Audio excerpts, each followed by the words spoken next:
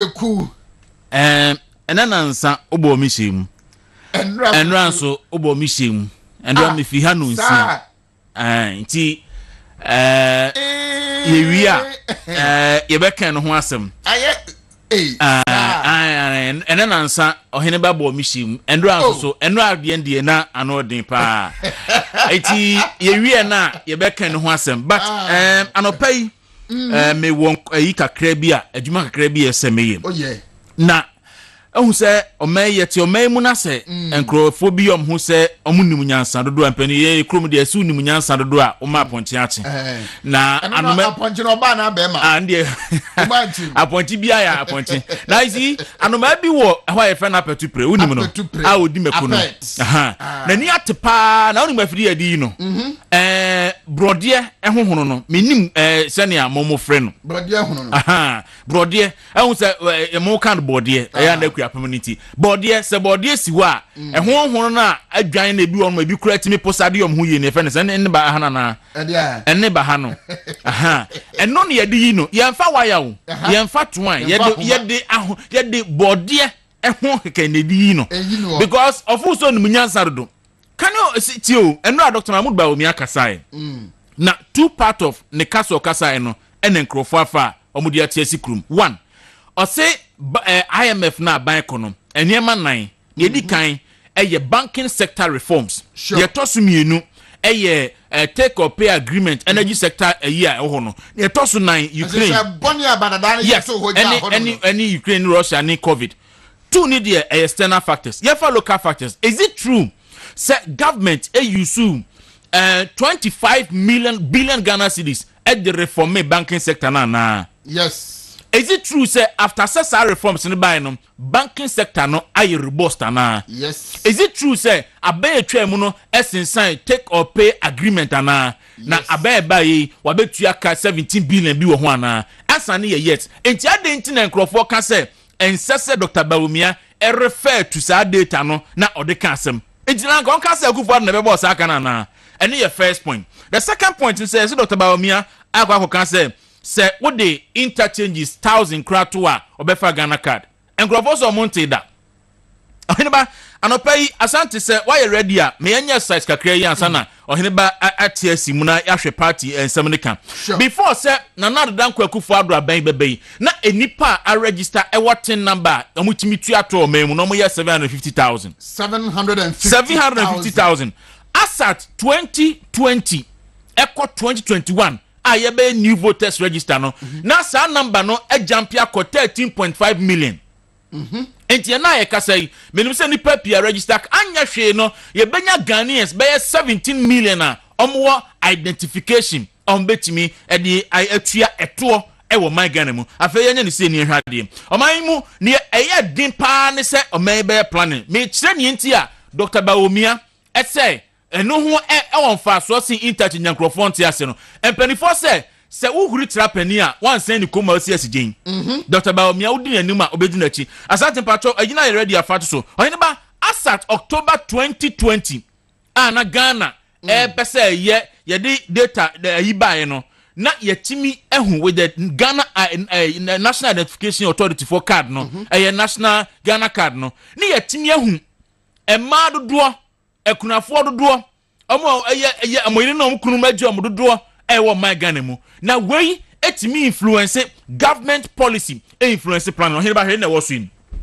it as October 2020 na ema ya amanya ages of from 15 years echo ayetimi register no mo ye 8,268,428 emema de na wo hui se wo hwe ase na enipa na omo ye disable yetimi hu se ekunafo ema ewo maimu 701,685 ekunafo mema ewo maimu 89,178 ekunafo emema no ene ma na 701,000 ema na say ema ekunafo na 7 amode na wo 701,685 ene mema ekunafo na 89,178 Ohinba wo hwe ase a emema na ewu mo emema na ewu mo wo hwe ase a ema omo ye single omo ware ye asem na ehu yes ema omo ye single omo ware ye about 18 years omo ye ekunafo ana dabi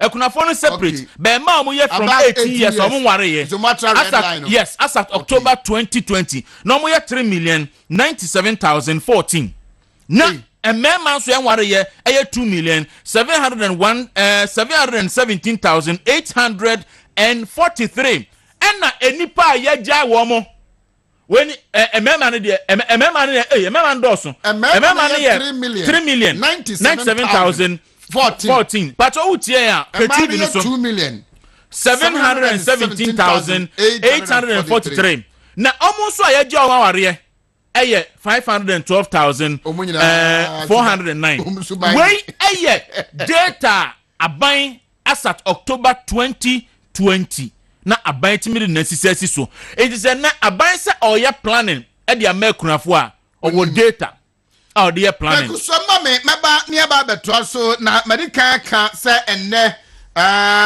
Kwame Abanga Yakubu Fuseni Abanga enne na o launch yes ne insurance policy ka wa se me bozo Abanga de mene ne won tokwa na me twama enra se na me kan no se obe me twama election na wi owi a mene ne be consensus ni won komo emra Kwame mache Jozo mi ya ne ba na apom etesai ya daro ma odi enkwa ache wado ye yele nyanko pase ye kasai o won kran anase uguso wa probum na no pen na beba ni ya ne ba ni dikai machia wontumi TV wontumi radio movement TV movement radio Greater Accra Kumasi na madam asiabo abaso na ejuma pa mo bo no production team da na yemu yakonya so ekata so bi na maka se abonto na ma enno yimbe mi ko wi Eastern region na ende ma bi pie Greater Accra na wi me Greater Accra na ne to so na ya train delegates ne ya ma o makwa aba ye no madi nkomo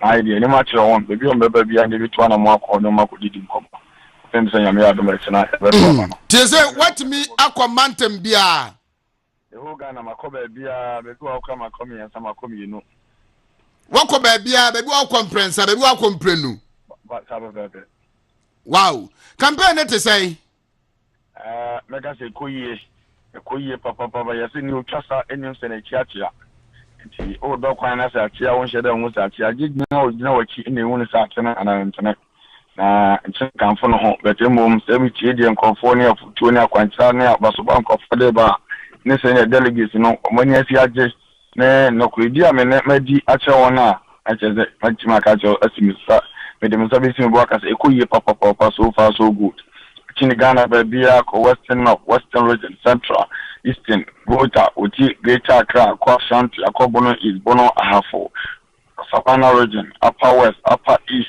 Northeast, Northern Region, Ghana Babia, Volta Region, Bea no Waminchu, and among Koho. The message actually one, my onomus also mope, Copa Catchem, some women have put on me bar, Eba Empower Mona, Onomade or home. No one for money but to pay any biaso. Na penfo no so na how asudie no how bebre da won so a ya timi sa how refi won so a mo so betima hwa afoforo na aboa na da no party gas with Hierarchical sector na itimi atene nsama e bia so obi bia so it is so far so good metima ka sene ma koyie papa menim sa enne wo hyehyɛ ba ko a wo de ato mabuni a wo beto so aba no anim ene se obema mu ntiachi ba ebetumi ahye won den na oye adwuma party a won hwe bonkum enhwe nifa se bia pira anase edem die bi ebetumi aba life insurance policy opa ho ntoma enne sa fosa akwanya so cheche mu bio na fe enne dwumadi a wudi na nkasa no se dia ebesi akro ya me kan na ne se me ko form se na me kasa about empowerment no grassroots food soldiers Hierarchical on the TT from pa me grassroots as food soldier me test member me nin party no nema betima aboa boost the image na left na propagate na project na protect party mabuno it never to akona na party for catch some empowerment no catch us me number community mining 10 community 20 community mining site our Ghana ha be 20 community mining site minister akɔfa bɛyɛ for fidie hyɛ papa ɛnse nsuo nsa asase yɛ na ɔmɔba bɛyɛ a bɛgenerate resources ɛde ama yɛn ɛbɛyɛ 10 quarry sites ɛbɛpipe wɔ a ɛbɛyi chippings ɛbɛtɔn a ɛno soso ɛbɛma yɛ sika ama yɛde bɛabɛ resource so youth one gana ma yɛgyina yɛn na so ɛbɛyɛ timber bɛgye compartments forestry commission hyehyɛ papa kwan so a ɛmbɛtwa illegal chainsaw biara ɛbɛhye bidie energy commission hyehyɛ papa kwan so a ɛnna kwa itimi de kubi ho no ɛhye bidie ma no yɛyie ebidi soya beans ɛwɔ the slim 5 northern regions so no but 4 pɛ ɛna ebi wɔ a ɛno no yɛno mo nyinaa ɛbɛdwen ho savannah region ɔmmɛyɛ savannah region for ɛwɔ kwari a ebi to bi na apai bi ɛwɔ hɔ na other regions no no east northern region upper east upper west no yɛ dua soya beans na wɔ hɔ yɛbɛhyɛ better so wɔ northern region a nyinaa bɛboa generate resources I mean sure mo boy say mo to aba no ma me no mo nya didi o me mu na me ba na ye ma ye fra ya kono no I mean economic terms say bibi to one na ya me nia alasa shama yo me fa ne kra say ye enia ras me fa o me na kra say ye na ekoba sem kwanhia how ya le di to one ya na ban bon ya na kwem ye ho ya mo kan say o se me life insurance Emma one na Emma onyina one na so se na be ya mo ye party adwuma o mu nso abetimi aba o ho ban no manya jide papa se adwuma mo ye sabe eso se adwuma won ye ka won no mo de tu mani nam ka che o mo se we de nyime nhyebo se me ahye o mo se na me ya adoma ye to aba ne wi a meye na me de beye adwuma na bo hye bia ma hye won but me adi so nti na nam sa na wo se me din kan edi ka life insurance policy bo hye so ti ma di bo hye no so a ma ye life insurance company ya friend Star Life Insurance Star Life insurance company ekese emudu ewudin ewo Ghana ha 77 diasa me say Star Life din no na me bia na me wakrase na me nin kan eti nye company na abeti me abedi tro akere won company no wani monyam company na insurance company so Ghana ha dimuti timaya aboa nkofo aboa mabuna aboa penfo obi ano ekọ wa omutimi aboa no chese no betima for final and ye kwa insurance policy no nya media mabunu no na majama on a group insurance a premium a you trouble so me bia we no material a 50,000 Ghana cedis oni pa no ko ne krachi oyale onya accident akwanhia bia okọ hospital ka bia obebo bia no emuru 50,000 emuru 500 million na insurance company no ebetia e bia ma no it say the old car akọ insurance company say omo insure car no emawo send the bear nyame adom na car no nyame fasa mba na se car ne ko ekopem se ya o mitima to car na fofo ana o mo be e di ama no insurance policy ya policy aba beboa you to organize how your party adwuma wo so unya gidi unya pepa unya dose adwuma bi a wo ye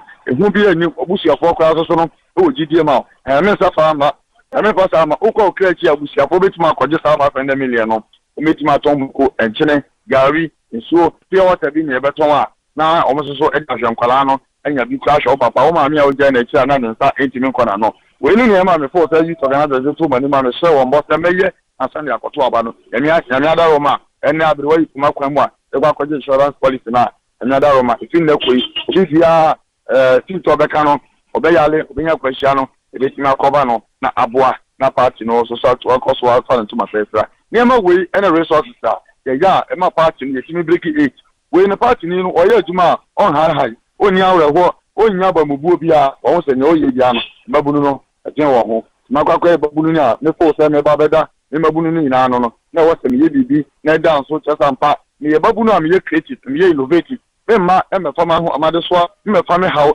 enkoto kan ni bia so me baba se mabunu no se yi nam na de da bia na obi abetima yi nam e de ama ho ta de no e na me de baba she mabunu no me hu Ghana ni ewiase afọ na nyina sikani a oso wo no de 77 dias o ya banya juma onya sika the koi bia ni ba bia ni na businessman e na ewo sika na wuti me employ for e na it me aboa na it me set sa company ti a me di manu akanye empoa e betima rukutu party fo ebi just konfo ebi o me ye juma wom o me joma katua anya bi adi ahwo mo busia so e fa bete corruption so e bete unemployment so o me na ye gather for we any afoforo nyama bebre ka ho a ye but and any purely life insurance policy no any ye anko akọ betimi akọ Star Life no akọ ye bi enya banga na de obekọ e sha da nya den ti se no enya de aburo so obia no ntimi ye obetimi aye depend no ho den Star Life insurance insurance company na omo edimu tintimanya omujina brand na omo brand o Ghana ha o insurance company na utimi yomo enfimo na kaka work for insurance policy no ho aba bo youth organizers so ban obi ani obetuma ties kama above 500 million on the election day obi ani obetuma ma law for above 500 million on the election day yan ya da ate no ho sabe akina aka bi ade be ma ho bi afo TNT no oji kwa ebe stand kwa so yan hwe ya da ate ayamwa yan to abama abanga number 1 number na hye papa si papa ajempo creativity innovation na wo mi mu an force ebetimi aboa na mabunu ebede ya ho na yeso yetimi aboa foforo ya create more assets na mabunu na fa tuma pefia no na ta pepepe enetie kwame mame musa wetiawa na menya okwan apart from nyema wabobọ so de wo beye de wo pese utunwa na mo no wo bo pro no youth organizers anu mu edi nhyiamu no omo de nsam ba komienu bi so ato onimu a eno nso so no mo srese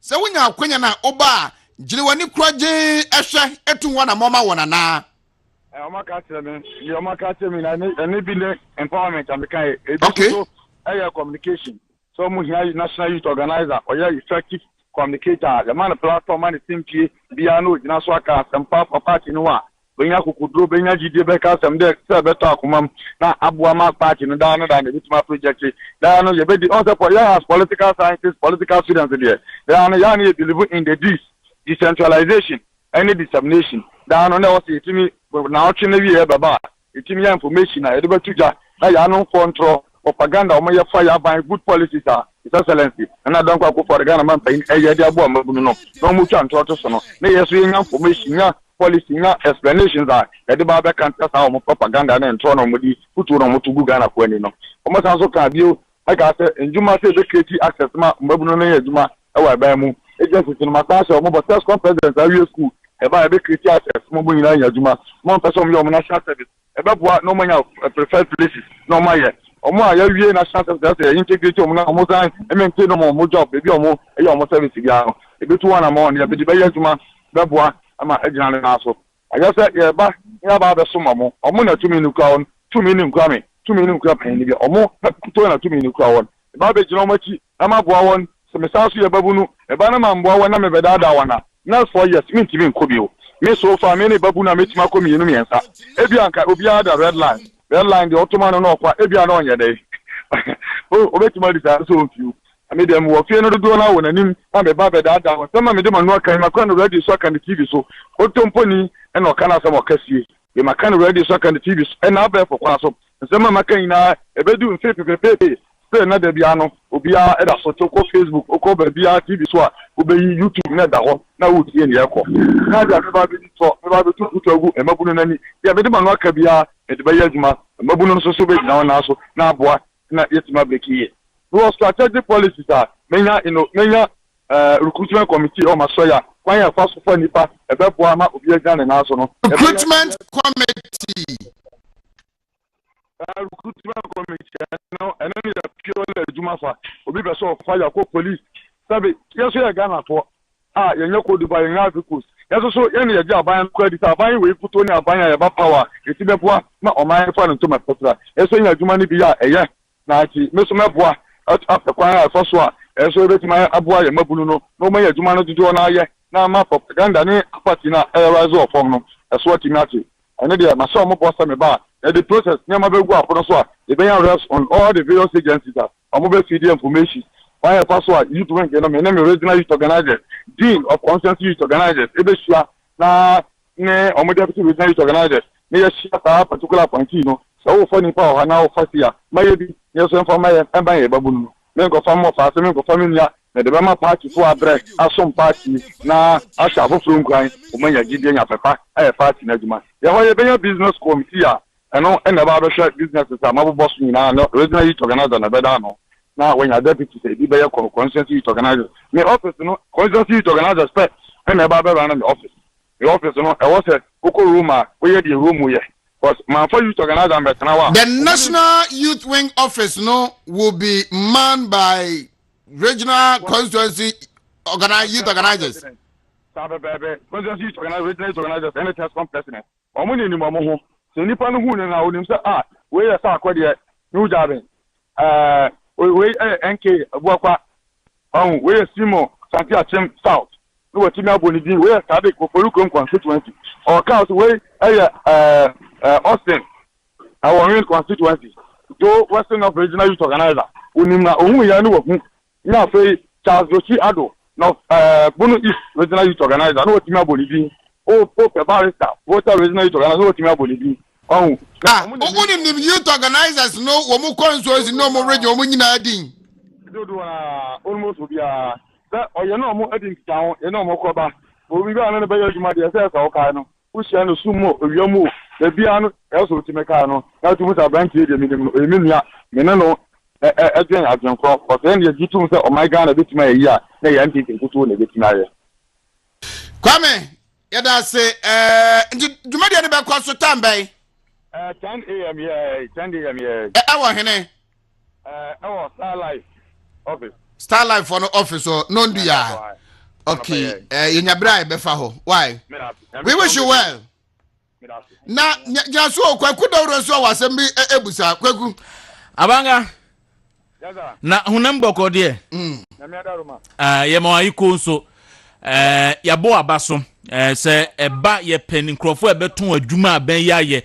Eno ne challenge obi e ka ho asem ukwa se aban na ye adwuma yentimi nka omampani kabi MPC kabi ministers kabi so we a strong communicator anti sane we free ase no media assemble akope na meka wodi osayo yo ti ni se se nyame ye wadoma obetimi de ato aso enkodi ehwamo nyame ye wadoma enkodi ehwamo wati mirasi de prima no aka bi eni wa wo se me ka se me wo fie o manima de me kan ye bi ama nya adwuma metimi ba na so ye se wo na so ai se me no man din yi de me de ma no aka bi ama de be ye adwuma eni bi na master cha me guso ameye no me ye bibia mo sampa de o manyofo ai ka no kre e wo system ni mu a nya da no ya no fo no ento na mutu futu Gugana kwani no abanga nyame kan ho ye da ase no pay Kwame Abanga Yakubu as part say obey National Youth Organizer of the NPP the life insurance policy or they exceed money of 50,000 Ghana cedis 500 million old Ghana cedis atumu say oye NPP babunu oye adwuma party no kwan bia so na ukopra ukodidem asembisi sebe mprediasa nyame fa nkwa chichi ukofiri mu mpa sa sika botin odi ato se ye de behwe wachi na afa ebusua na asembofra waje o machi no so no ani anya won totonto kweku penifo say okata tro kata pre kata dwunku ben su fa nti mo mudim de omunim na de abanga ya no so obi be share bo be maka obe si 4 years twam wantimi anye ba we ni de wa sha ase aye echa no bo kwato aba no na wa ye na oye ne wa sha ase aye nti e ba say no a delegate for have decided send no me di ka kire to no me ka kire nti e behwe ne ahu ba bia nsunsun be ko but me yi no me pese mate se CNN ba me boa yeah anti obi aba na obi wa ha nti me pese ye wie no but I dey ankrofo ye no ohene ba unum se ye introduce 11 no ye nya kafra yayaba yaya Salifu Ashanti Region Deputy Youth Organizer. Yaya, good morning. Hello Yaya, good morning. Okay, Yaya, emba kweku. Enti wonum say yetimi anya merchant numbers in 300,000 merchant numbers ako register with GRA 100,000 mo betua direct tax so abria initial nenti sa enti eno ne digitization a Dr. Mahmoud Bawumia kan krofo enya huye no enti obi a obeka se digitization no ehu ni fa so bia no na onim nia oka enti media me ne Dr. Mahmoud Bawumia ya adwen obi nim dia oka obi ni fa so na ifa bonesem enipa bonesem enti ase e matiefo eti ase because no bet no na yeso adwane afi economy ne ho na fe dia oka digitization but se ye chiro sika ye ne ohene ba meti hei enne kan ye obitimi ye wo no e ma nya 90 years ewu wa bere a data bia capture no Ghana right Yaya, good morning. Hello. Oh, me to nko. Mache apom te say. Nyame adom me ho ye na mo nso ai. Nyame na dom boko. Asante mantem mo so te say.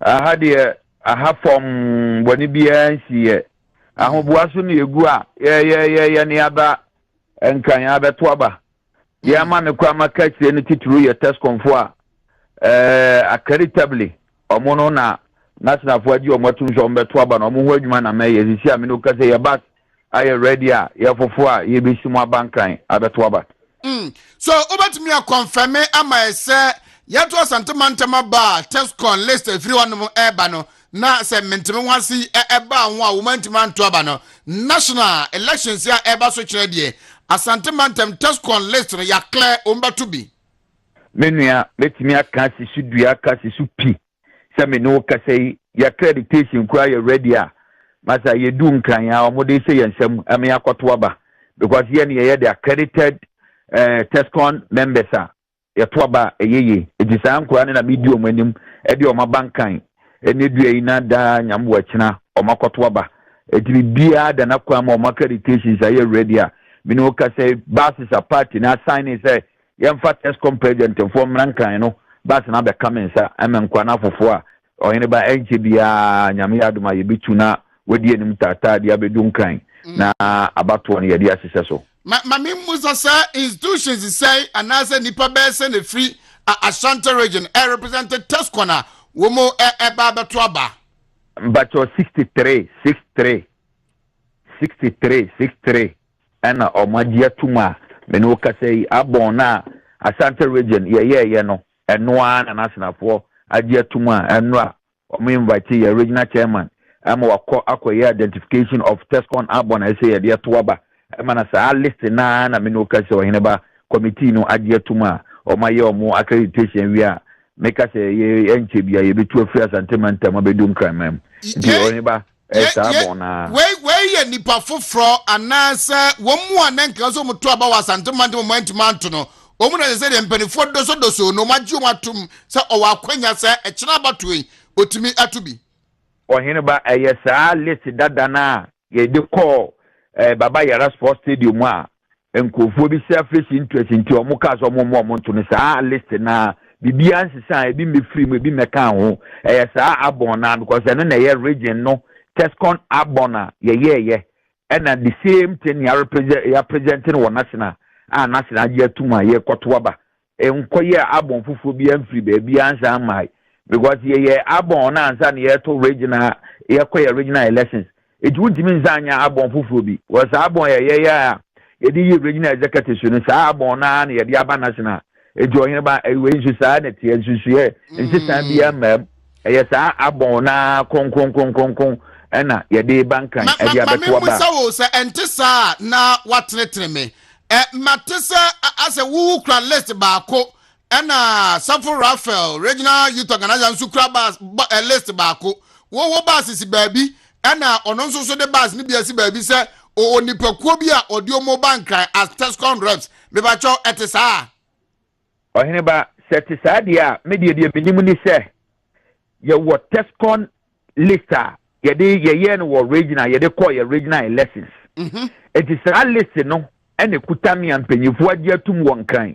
eni so obi nso ti baabi de ne ba sesi baabi ye de opa ohene ba eno de enka me business ho de minimum si Ashanti region Tescon abona ye ansan ye de to abayi region regional executives no sa abona na ampanyifo agi atum a meme ya sign me say min lead this ankwan for mumrankan it is a base fofo bi si baabi visa omu penkofo mo makobo samambodi a ene de mintimi nka ho asem but ye de ni say base bi si baabi say the mati a wo mo mbakwa akofo no samambo no mo bebo omu nto aba ne na ene ba woni accreditation odi be wura stadium a na nya kire na obegina se na so wabo samambo odi asema meka meboa omo bankan hoi dodo na semambo na wuni accreditation odi wura stadium akoto aba enye semambo na obegina stadium na chinu abona woni badi ebiem na you say wo ne boss original youth organizer na den kwala yi eba na say wo na ade omo ba on de wadi kan eno de ohene ba adwuma ne ye party adwuma ne ye adwuma ya sign o say ye no eno na wo ye etimi boss wadi kan won kan de anem giri se adwuma fofo na omo de ama no wo a o ye no ho ba se me no ka say de you assign me from the regional secretariat, and I'm a regional chairman, I'm a regional secretary. Say, yeah, Tescon Abon na, yeah, and Wasante region na, or Modia National, Abegia Tumunu, our my own accreditation, seven for Mumano, and Metuabano, and the Assembly, Sesame Kudniti, Sankran, and for Mumrankai. To in Baminoka say, Basim, Bako Cradi, I am my way, a transfer Bacono Subayama, Nene, Yesima, Yeba, Jumgra 63. Was Santa Regina Abon, Tescon Abon, and Noa Bibian sign. Right. A being a being so a mecan, a noa pepe. Medasena answer the memoir quano and check Rana Mene. One what do on was you was on your national youth organizer Obedi Emubako, a year Kwame Abanga Yakubu Edin Koma. Neshaya or deba a life insurance policy or deba na abeboa ama youth organizers more regional constituency mutumenya hodin wo pepa ede aye adwuma hihye bi say no boa be ne baba boa ama mudwuma dia na se osoma mo so party no emu atimi aye den se eba saa se ne ye ka ne yi a oyeba amemfa kwenya na menna enua abangase enra anadwo before me kwa katasu na me ready saa insurance policy nsemu na me ready ye no sani woka se saa di no we ba mu a ena youth organizers ya som party nanke wo saa hotoso we ya oyin ba me gidi se ye dwumadie na ye no ke be ye no double wo sabi so obi atimi akwa life insurance amount se bia adwumadie ye di wenchem bi etoa insurance ne mfa ho ka sabi ye nyina ye nipa esi dua wu yesi wo zubo se dua mono atiato esi ewa brabom it is what nya saa di so di hunu no asa nya saa nyansa no ehunu se me bepem mabunu no eyiedie animu adi na so wodi saa sese na ba fact o ba no me ready saa de no fact ma me akukudo ni ahotoye bi se me so me party na sabi ensianti ba bi elda ho ma me de menyire me ho na me nsom de me fi saa policy na yenua no atinya tena sia se di se wodi bebo mabunu ne de me fi se very laudable na me gidi se youth organizers ya sumo anasi yesumo no ye betimi ahwe ho ne yehu se no obiaa de nipa nan a omoko no obiaa de ne policies aba but we di me gidi se di twam enua no waya de wadwena kwa akiri ekesi wadwene maburu no ho enti yensu yedu nkan ho a ye be kai no yedu nkan ho a ye be kai no ya convince wana wayin ba senia obiaa de ne policies ba no ne ye hwe de to aba ye nto aba saa o MPP delegate oyin ba omo nyankoto ye nyesa omo kwasala ya no mo to aba omo obutaye omo de to aba and they never made mistake ebi ne si wasante region sama ye ko regional elections wa ohun ebi mu to media nini na de bia omo sole ase de yi Christmas edu a ye bo Christmas enyomo no on sa season edu obebi radio station bia sa na ebi mu to media e de ye but agwo no ne form and delegate ni so de bia omo nim se nipa si mezi be di enim ene so wo boa party na ene bema party ni yenya hotoso ahwehwe de epe no eti binia saa de ne de na enu anadwo be kan na me oyin ba adwuma me ye sabi kan na me fo bankan na menya yi ensiachi ba bi se sabi atuwenjem bi tumia insurance be fa ho kana sabi menya ho fa so a oyin ba wana mpesa de we me gidi se ye ene be to mabunu nso yesum wazi eni bisa ke obi sa de anka obeka se ne obi implement such a policy but akwaya de foforo ya bane de oyin ba me gidi se laudable idea me fi se ye be dwene ho ne ahwe na sa nipa no ne susu ya odi aba no ya boa no so timinya tumi na wa be ya ma yenya yenya hotoso yeah may I say we wish you a safe journey back here to Accra. Thank you me that's all. Yeah Salif with the deputy Ashanti regional youth organizer of the NPP Kweku Zero Benjamin Afela member na esa na ngwatwe betima bonko mo bia ya aka ni nyina ato aso. Okay you know wo hwe na no DC ya ofiri mu abiri oni mampani be ye nhyiemu na okọ ne driver ko firi mu ne ade na o de tuto sa policy abanga kan ho a ohinba ade bia am say delegate ne badwin hu yi because honorable MC you know ofiri mu sense achi ba bia ni ho enti wan hwe yi na besie ni say de be ye yi ne mampani beko bia na be de chief of staff no nyina beko ni akwa ko bonsa ohinba mpempi no ye wi both NDC and MPP no ye ko bon so an sa na ye wie na be si wa chiri bia no mfa obi aho biem justice ajakuma wuye me nim nipa wakɔhwɛ na yere let my vote count aye pai nani me nim nipa wakɔhwɛ na yere en na busuafo twansa twansa wa na no twe be adwuma bi to de twansa enti abanga policy no on behwɛ ho yiem but quickly me wie on Dr. Bawumia issue no but see na make no say Dr. Bawumia ka say Ghana card ya ye national identification system no e ho won fa so saying interchanges 1000 na me ne ya adwen hwe na sa interchange ne ya disca na be ye Ghana card ne so disca be me say na no mate bank bia me pese me bo modin na ma ya advert mo omo ye advert radio so o say o pe besia na ohia na Ghana card o hene ba enne o se wo hia say o be save o bank wo na ohia pe na Ghana card o Ghana card o betimi abeje besia eno ni ba bia ye kwakodu asante pacha fa yini ba kobra ne hwade aka cars makuma be se e bia 20 ena Ghana ni unama obeso ne nyina de agu ho na watimi da business enne ye si hwe ohirman pacha ni o wahunu etini edi kan ye passport o DVL bank account insurance SNET pension health insurance NFA we normal SNET contribution ne wasoro ha say no enso so person would digwa ebibi voters ID card GRA payment same registration any government business ahodo ne nyina no obe here separate cars now dey adjuma no enne a make say aban etimi synchronize sa data nyina e dey agu card ba koso a kire say card no ebe card a empanifo de be djuma ohene be na make say e-levy abenkrofo se wutimi de Ghana card no linke o bank account ene o MTN no Vodafone number na ebe wiase no na ebe si nyina ne se obetimi ayusu sa card ba kope no de bibia na fe wonso atimi dia transfer sky bibia Dr. Bawumia kasa yene ne ya adwen na omo a yesi ba bia pani etewa obehunu no akola frudu akora ohunu enti na Dr. Bawumia hu nene no na ohunu se beti akiri no se omo a etetu hoyi omo dwi ho mu na oni masem bi esre woni sent to kwesi NDC office and per daily guide reporting wana ekon yesi asi din ketia the digitization akoho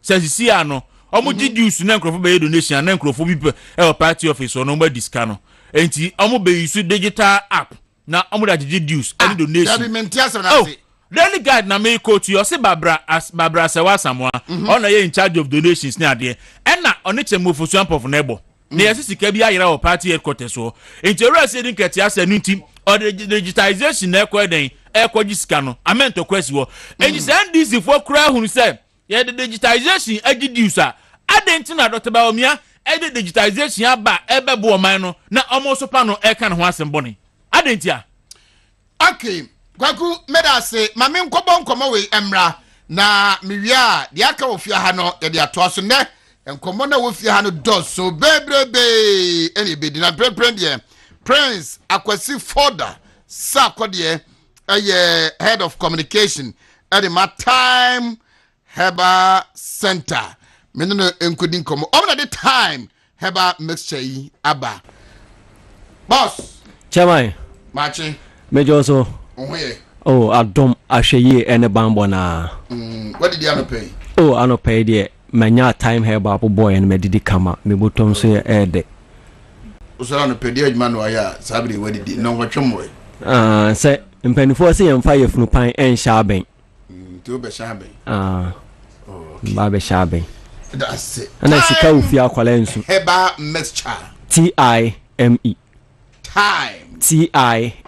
Heba mixture ebrena ni nyanka se de manumbi ne ho adanse die no ewo manum de wonte ho asem da de onum bi tie di ho adanse a na eye ne se na asem be no mo kanu anopɛ ɛmene ni nkɔmmɔ meda wase opanyi kɛseɛ deɛ di kan no ma memfa nkyia soronko ɛnkɔma obi a ɔtie untumi 95.9 FM afei nso ɔne anase movement TV ahwɛfo nyinaa mepacho pi Time Herbal Center yɛn akyira kwan ɛwɔ Kumase Kajetia Emuloma Bijan House atonsu agogomona ko junction kwan na ekobokuro na onsa bɛka yɛ nunduduo biala opɛ ɛwɔ saa me ayɛ ɛno akyire no Ghana fana baabi biala yɛtu no kɔtɔn so oduani akyire mu ɔhɔnom a onsa ɛbɛka bi ɛwɔ hɔnom mepacho pi no bi etie me wobɛbisa sɛ na Time Herbal Center kora ɛdeɛ bɛ adwuma ano ɔmudie empanifo ka asɛm bi sɛ oyi okɔtɔ saa kumsa nya amansan hunamom na yɛ asɛmhia according to WHO emienya ne ntie sɛ yadeɛ baako a ekum yɛn Ghana fo na edi yenya na ɛtete yɛn yadeɛ friend sɛ malaria fever etiri de yadeɛ ekun yɛ pa ɛne na empanifo ka asɛm bi sɛ anadwosɛm na yɛkana na nkaabo antontom ɔno kora sɛ ne ho ayɛ sɛ yɛsɔ de bɔ ne mprenu anadwo da suom ma mimi nua bɛma ɔno kwa asɛm sɛ abo antontom a yehu ne ketekete anopa awia anwumre na yehugya na ama ne kɔ no ɔno ane dru anadwo da suom onya akwanya ɛba yɛ dem onya akwanya ba yɛ fiefiem ɛba bɛka yɛn ɛde etiri de anasɛ ɔde plasmodium parasite mwa no ɛba yɛ nipaduam na danda nya nso meka sɛ malaria parasite mwa no sɛ ɛba wo nipaduam a ɛde oyo nani nsunsuan so bɔne bebre ana ɛde ɛbre nipadua no ɛne ntina dan da nya yɛdi Time Herbal Mixture ho adanse ɛde kyerɛw sɛ woyɛ obi na sɛ utie me ɛne ne da edi kan a wohwɛ me ana utie me na sɛ wate time anasɛ onte Time Herbal Mixture ɛnka ɛne ne da kan wakoma ɛtɔ yam esan sɛ edu papa no abɛn anasɛ me de edu papa no ato baabi biala a wohwɛ me ana utie me efiri bia eduro baako a etimi tu etiri de yade ase efiri nipadua num ɛma malaria parasite ne edwane free nipadua nso na ɛkwa ɛma biem ɛyɛ eduro ɛfɛ ne sɛ Time Herbal Mixture na bo mondini bia na eje Dr. Berima Owusu Ajimai number na frɛ doctor ne ntwetwe nkɔmɔ doctor number no 0244 41 76 69 0244 41 76 69 kaisa number no WhatsApp line obetimi a WhatsApp doctor afi me pacho pisa o ya WhatsApp na untimi type impo a mesra wa so de obeye WhatsApp audio voice ne ede ama doctor obeyi unsemfo ani nyina no no watwetwe nkomo a kye okwan adu ni padua no apomden ebefa so aboa ma ne nyina akoyi ede ama afi me pacho pi all the social media handles no bia obebo awura bia no Time Herbal YouTube no abomodi bia no ayene Time Herbal TV now we subscribe yen television number ye afi yesro now do comment no so ato Dr. Baba Kenkan no no atwetwe nkomo aboa ma niam nyina akoyi ed amount esan se empanifo kan sa yade ya obi benya wa na ifiri yade ama man kama asem na ifiri yade eni nti entna ho ma yade ema me fani padua no enomu empanifo kwa kan se se enwa ohunu ho so hwe ana otimi enyine edane otope ma me onua bɛma bɛyɛ den ana watimi enso enyine edi onkwa na otwedi amponyankopɔn ede ma wasase so amen ni nyina ne sɛ ɛwɔ sɛ ononom Time Herbal Mixture na eyi malaria parasite bia efiri nipaduam eboa ma nipaduan enya apomden eboa ma nipaduan etimi akutia yade eboa ma nipaduan edi yadewa so enkunim eni ntina me de Time Herbal Mixture ede ato baabi biala oteme ne efiri bia no na danda nya na mkasa malaria parasite mowa no sɛ eba nipaduan ma oye ne pa ede ebre nipadua no ɛyɛ ade friend sɛ severe headache pain wa hwese kwablan ne woto utipawo no wani su nyina echi obi titimi pa na abo se akwafa oyo ne de ababe gina nani no so ohon mabo se titimi pa na nani kosua na eso ewo no ase de empane bi ewo wonani so eya no free se ne de ani mpodi eye koko anase ohaw bi na aba nani no so ode nani de bekini eye clinic ahodo nyina atonuru aye test ahodo nyina bi sanke be ya saa ni tina e pa no ema nani eso ewo won no saa ohon nyina etubetwa waye wenum a 20 mintrada obo onuma otimi fa painkillers ebe painkiller akoni nipadua ma sanke baya ne tia pa no na oya oti woni padua no no oya no ano ebe brase dan nyam ka se akwasi broni anye painkiller ama yese yenum painkiller emfansa ye ho yade the reason why ye painkiller ana me kire ne den se ebranka oti oya obi ewo nipaduam ana honam baabi edututu no no afa painkiller na abresa oya no ase na afi ebresa oya no ase wotu anamodo ani a chemo drugstore drugstore herbal shop biara akɔpɛ time herbal mixture eduro ni bi ato anom na tiesie nipadua no akoetia yadeɛ biara ɛwɔ nipadua no aboa ma nipadua no nso etimi de yadeɛ so nkunim ama etimi afa wontoma pa afra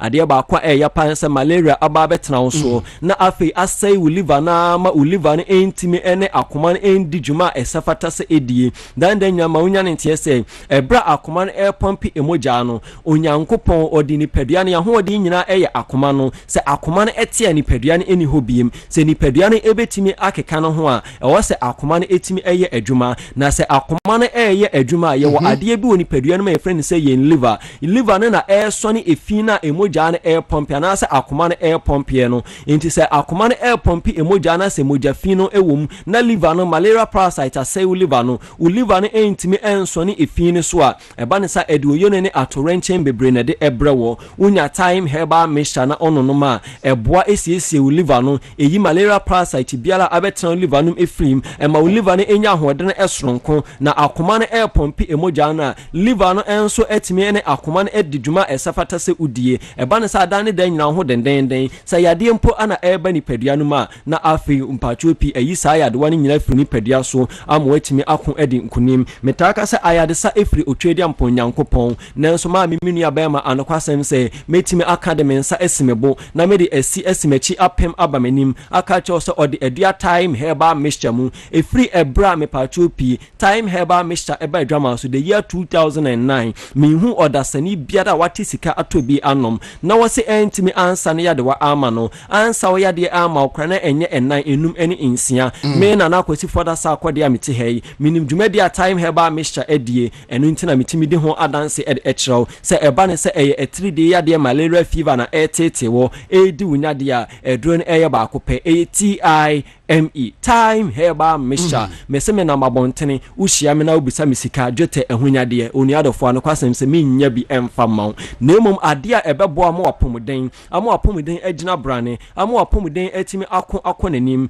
ana me wa me de emaw obebisa sɛ ɛyɛ de bɛ TIME time herbal mixture ubowura drugstore herbal shop biara onsa ɛbɛka bi ɛwɔ sɛ wonum ana atoɔ untimi endidi yɛde aduane ɛba besi wanim a na ɔdo onsa wo aduane mu no waso de agya aduane no honom me paacho pii me kanfo time herbal mixture ɛde ama obu onum a ɔbɛfa akɔhɔ a konni padua ma sɛ ɔnom sam ensan aboa no amana etimi adidi ene na hu ne sɛ ɔnom ensan ama ensan aboa ma etimi adidi ebeduru mrebi na afe ensan akɔsɛ oyem niema na afe udidi mpo a aduane no enko afe de mpacho pii na no nso de oyo ne atorenche na de ebre ni padua no hwehwɛ time herbal mixture etira kwan ɛyɛ aduro ba kwan na kwasɛm sɛ wonya bi na onom a ɛboa ma onum toso ɛma wutimi edidi ɛma wutimi anum nsuo a doctor fo bedi adanse sɛ obi a wutimi edidi etimi anum nsuo na ɔkɔtɔ kɛtɛ so wutimi ɛda don hole polpol enwɔtwe no saa nipadua na pomuden ɛwɔ soro anaasɛ saa nipada sani no na hoɔden ɛwɔ soro yadeɛ entimi ɛma mefa nipadua no embunka mfa nipadua no so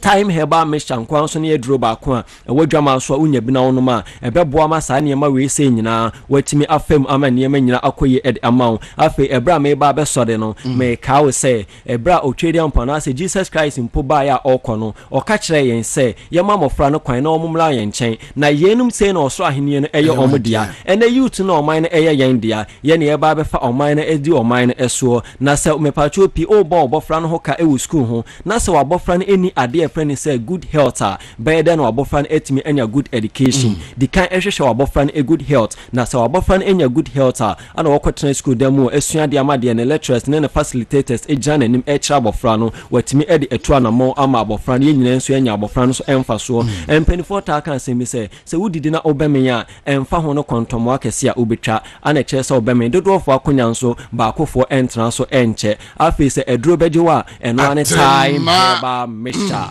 time herbal mixture TIME friend Dr. Berima Owusu Ajimai ebra mi koye number no 0244 41 76 69 0244 41 76 69 meda untumi 95.9 FM ni movement TV ahwefo ne atiefo nyina se meda obi biara yenso yada wase mebacho edono beto bi ewo okanshi eye Kings Walk Herbal Repage Ventures, Rich Joyce, Zeros Heba, na uram ewo ashaimana Ekus Pharmacy, Bakers, Larry and Larry, Widama, Udu Kasua, kwa Tribe of Judah, and afe Pharmatras ewo Weja Junction wanoma time Herbal Center, Umodiaba time Heba Mr. Ehon Komo any abana makacho send number near 0244 417669 and watch my main 4GH schools emma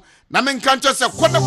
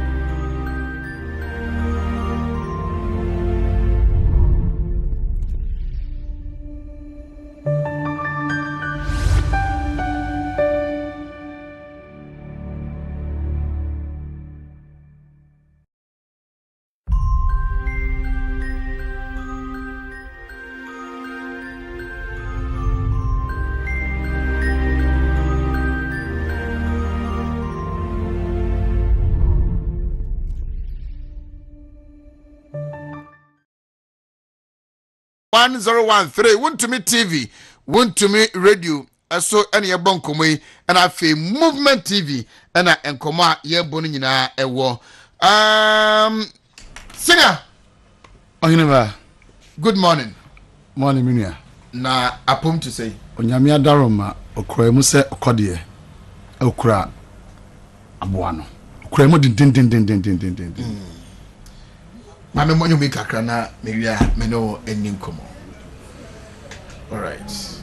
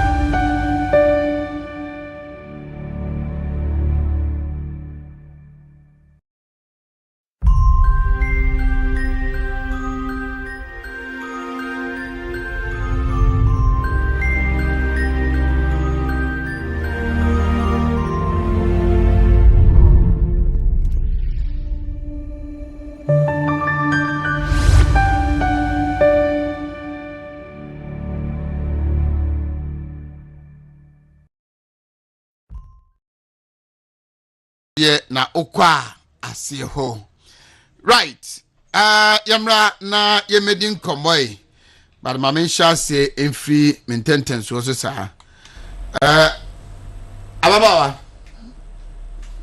good morning ababawa was good morning Machia ohoye nyame adom me hoye oso na me adom boko na ana no age campaign aboso sa oh menjim boso sa o de menjim boso sa oh okay na enema to say nyame adom boko great mehunu se be bia sie nanam bia one nanam waba mi studio mprenu Kumase me nyina na woka ho bi be bia obekọ bia mehu se ne pictures fly with social media bia no na ma sport wo se one nanam ade woni dwuma bia bi oh mi wo dwuma di pa se dwuma na bia na mi di dwuma na bia na wo ye no ano ana mi why did you decide say undene bi tuana mo ba bi obekọ bia menim say wo ye wo papa de but niema bi wo ho no mo a ubejai ni nyina na afi the length and breadth of Ghana baby onam bia one na kwakoye campaign en si nyina ye pe MPP ye yo ene MPP nkanko ena abato ya ye kwakwati se me hye ni policies a wode agu akwan mu ene niema opese oye no de boa MPP a se me di nachi na me bo nachi dom na otimi wini a ebeboa MPP nti de wo se de mi ye bia wo se me jai na me di nachi na me bo nachi dom said the be ya obetimi awon na we implement na aboa MPP party right menim say we former Wukom Tescon Legon na abato de wahunu bia mo bonto ana campaign say na hunu oh nyame adom boko se wo onsempa e de ma delegates na eto masum enye ni nyina na yesika ene ahunyade but o message a wo de mo niam a ebeboa wo mo eye long term ade enye de obenya ne sisi a na weja no ho niam na nhihye ya na odigu akwem na ya de ebeboa ye ene nchima oh okay enti ese woni anu mo ye Tescon reps o mba beto abani bi no uno mo di nkomo pa Okay. See then.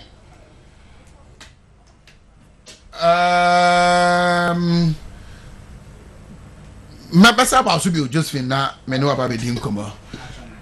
The treasurer in waiting. Inua. Matching you. Yeja. Na pum. O nyame adom ye ho ye pa. Papa. Celebrate maka say o ya kwate. Ejiri say amamenfa akwanya so na mentia etiefo amohwe wontumi 95.9 FM. Wontumi sentene de friend Paul Amantem osia di kanfo ajiga na ababia ene wontumi movement TV. Em say fie bia mu eno ana obi ahwe. Ya nyame onkoso na onhyehya ye chama na ani suade hunu opese MPP party no eye din emu ye din ejina ne naso se aboa wo so no na Ghana so efa MPP so ema impuntunyuma eba oman Ghana mu na the only bi ebenya bi na oman na akoso ma omanfo ma atimi ayede ediye nyame nhyira chama wontumi the governor of Ashanti region any wontumi adwuma yefo nyina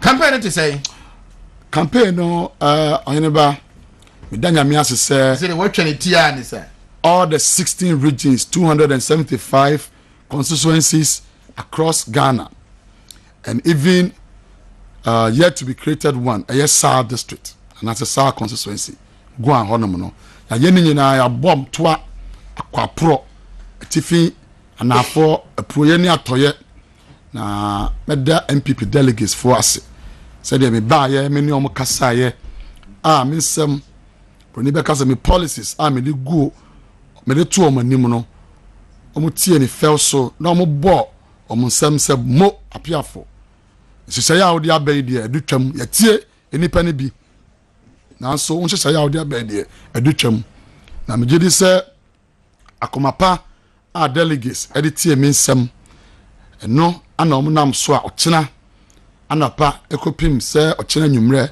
ade bechi kwasi ada no na Collins Nuntruniama na delegates Ashemenumonyam as the next national treasurer obi amatena kwabra banko ye boa outgoing national treasurer matena ne nasi mfie nan esu adwuma wateteme de nukuredie ani prepare ye ani sede echeniama echesikasem obroni friend equity ewa party mo de ateteme mfie nan titiri ni nukuredie nye kuntura se enye katasubia na party diska ye one Ghana city esha unsa na osecha obecha one Ghana city no na base obebu hu konta wetime bu hu konta eya na ya ma hu ase me Collins Nuntruni ama ye wo mi ma me kura wa ngome hospital owo mi fie na nka mi anka me nsemi mfata ene be bia nya me de ma bedu mi ma me na oye choba e wo kantamanto oye choba nya se oye choba se wa bie choba o na obi choba na me ma me eye na me ma me ehohoro nsankam apotowie mu apepa table so senkrofo didi wi a apepa table so ode atetemi abepe me ne ene obi hu me kura pa na dwen ne yem se me dada ba me ma me kantamanto na oye choba oni obi ye choba ohohoro nkukom ene mpotowie mu paper table so me papa so na oye the ordinary person wa Ghana ha oye organizer ewo circle ha no papa ya organizer na omotete omonsem ama babia maduru enei aya bible ne se kai babia wo free ba onipa wo kai babia wo free ba na dan ni dan nyina wo de entrontrom ayeye ni nkanfa masafo awrade ese Israel nyame de wo de mabedu ndie mi anka na me nse na me mfata onye ba me de no ya dansidie ema de oye shoe shine the autumn force the autumn house and chingam the oya organizer the oya shoemaker me ya wa dance die ese wo so onyame betimi se de nyame ya me sa no betimi afaso ahyewa no nyam ohene ba esan se na me ma ni bi me papa ni bi nti na me ton rubber bag na me ton ice water cantamanto baby force line me crop farm ni omo sha se force eton eye 1991 e bra me we form 5 no omo da so e bi da so ton make I say e bi da so tie mi ma ton force ma ya organizer na ene de nyame de ma bedu de me se Israel nyame me de me se nyuma pa wa sha se o me mu no o de beba we yepa na I will be the first national treasurer our party mu a na ono na yense ni papa eni bi ni maami ni bi said ye wo a wo ko school a wo bra wo ton force e dey support to education echina menim se Nyankopon be famo so na wa hye me anumonyam na maye adanse ama oni bie se oni bie po so ade den fichire mpo so onyame betime dina de ben e de na du ba bia opese odu e wa abrabom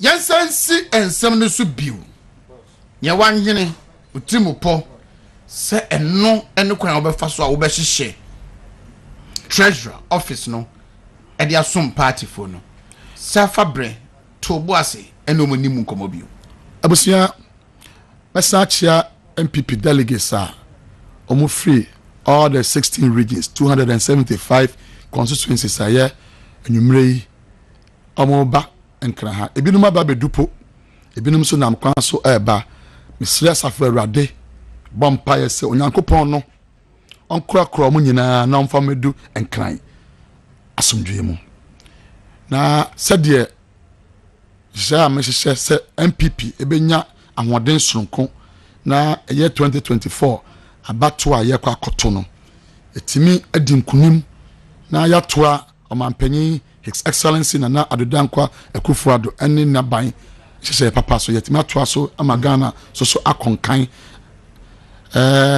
na panyi yenyina enim se anya aban aneko abato na anya aban aneko elections a political party aneko elections MPP ene yaban na wo power na 2024 election no said the chama want to me I can say it's a movement na it's stronger than appetite na I make or break ana ye be ko 2024 election ti na say ye ko 2024 election dia ade ba ko a ehia a was a party no eye ne ye kese eye constituency any party officers oyiniba adano ye call Supreme Court year 2013 no ye catch ye say elections are won at the polling stations so what was say o yare and say o problem na the solutions to your problem it means say 50% of your problems no was solve it ye call court na Supreme Court the apex court of the land emma yakwanya kire yen say elections we need elections our polling station na just say 2024 election ye win ewie and also sa guidelines na Supreme Court the May 2013 no eno na gina so emma ye in Kenya asronko emma ye win 2016 election no emma ye win 2020 election no na sa agenda no and as a strategy no eno na 2024 ye de beko na 2024 no podie ye be hye mu kina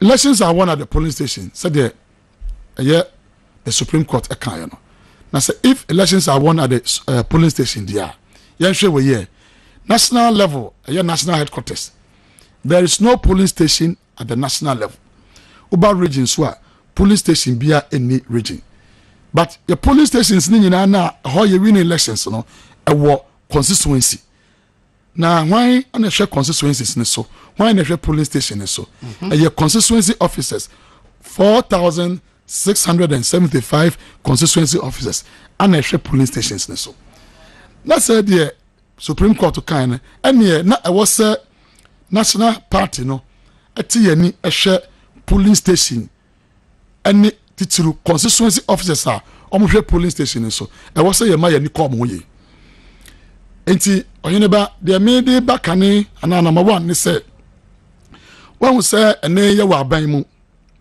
saa de we mi so ya wo Germany your friend alternative funding of political parties onyeneba e was party no ati yani hwe constituency officers here enti under my office as the next national treasurer ochine ya yesimu mi gidi se asafawrade Israel nyame obekasa ma me the next national treasurer of the New Patriotic Party ade e be di kan ye ne say ye be alternative funding of political parties sa hye we Germany CDC party no ɛno na ɔmo yɛ hɔ CDC party no so ɔmo wɔ aban mu a every political appointee yɛhyɛ ase fi the Chancellor of Germany former Chancellor Angela Merkel ɔno na kyerɛ yɛ saa nhyehyɛ ɔsi in Germany starting from the president ɛbɛsi the last person ɔwɔ appointment ɛwɔ CDC aban nim no bosomi so a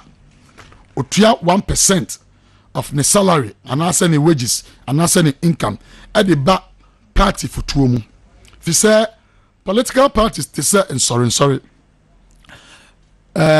ɛgye collection ana political parties ɛgye dues ba yɛn nyinaa nim sɛ dues ne collection no ayɛ entire ma waano ɛne nti na wokan wokɔ ɛyɛ kristofoɔ anaa kristosom mu a bible no ɛsan hyɛ sɛ okristoni biara no bosome so a ɔnyɛ ntotosoɔ dudu ɛyɛ tithes na nsan fa mmoa collection no saa concept na mede ba MPP mu sɛ ɛyɛ dues na yɛtua no obiara etua but ɛma waano nti yɛ the alternative funding of political parties ɛbɛba sɛdeɛ Germany foɔ ɛyɛ no na wei ɔmanpanyin His Excellency Nana Addo Dankwa Akufo-Addo, the Vice President Dr. Alhaji Mahmood Bawumia, Chief of Staff, Deputy Chief of Staff, Secretaries to the President, Ministers of State, Director Generals, CEOs, Deputy CEOs, company bia wo enam MPP so unya appointment as accountant,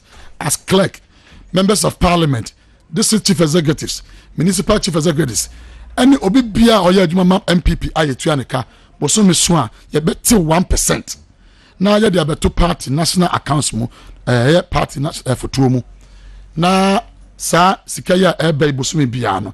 Enka no na sa sika we ma o members of parliament so betua. Enka no na sa sika we ma. Afei sika we ba ye de abofoto a me frɛ no welfare support system. Na boso me bia ya cheche sa sika yi ama constituencies ni na yɛ de abɔ foto ɛwɔ constituencies biara mu ɛne regional party nim a yɛbɛfrɛ no sɛ welfare support system.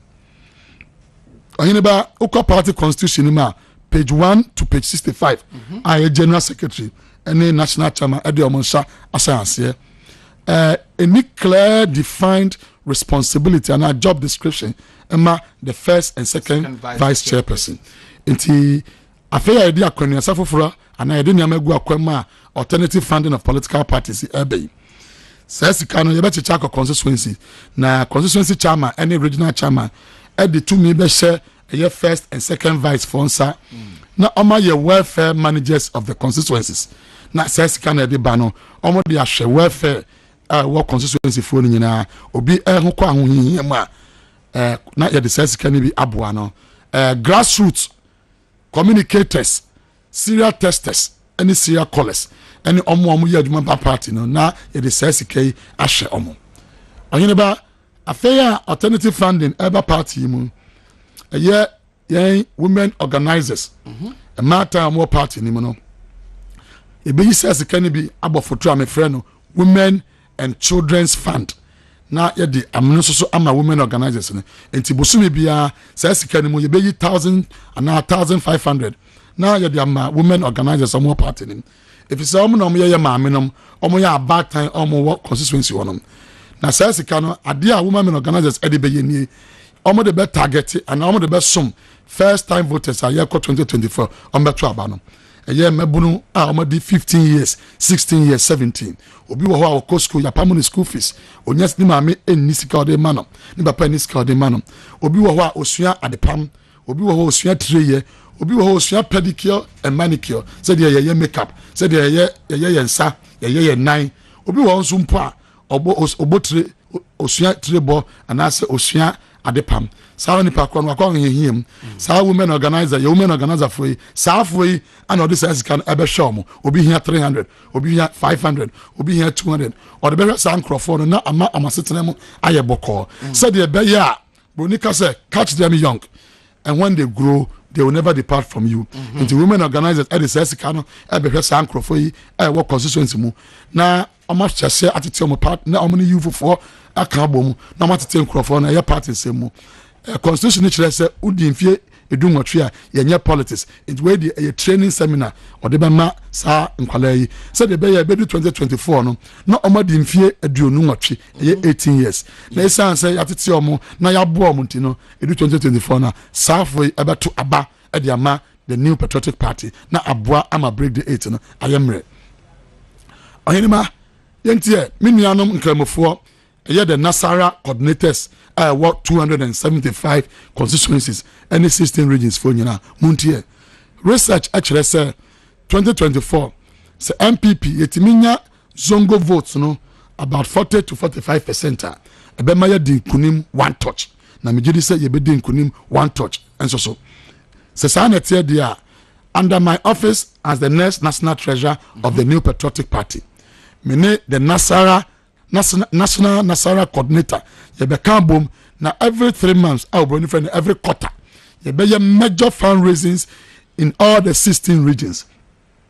Now you hear fundraising na sikana ebenyano you bet chesikano ediako all the 275 constituencies. Now you the sikana ama Nasara coordinators. Now, ibebo for your friend Nasara Development Fund. Nasara more constituencies no. Omo be your plan, action plan. Now, omo dia omo chairman for actually say zongos no ya identify enipa do enipa 20. You did say omo ye opinion leaders. Omo kasa ozongos ma amanfo ti omo na saafo obi pe 2000 cities na ode ahye business kitwa bi ase obi pe 1000 cities na ode ahye business kitwa bi ase na sa plan no ya hweso na edisika no ama na Nasara coordinator no na ode aboa sankrofo na owa ma omo tete party ni mu niama mpuntu onyuma party person ye na ode atete omo na ebra omo ye omo djuma no na omo ka party no sempa e kire omo megidi say yes ade we ebeboa ama ye zongo votes no ebe ko 45% ye pese nya na ye break 8 no one touch. Okay.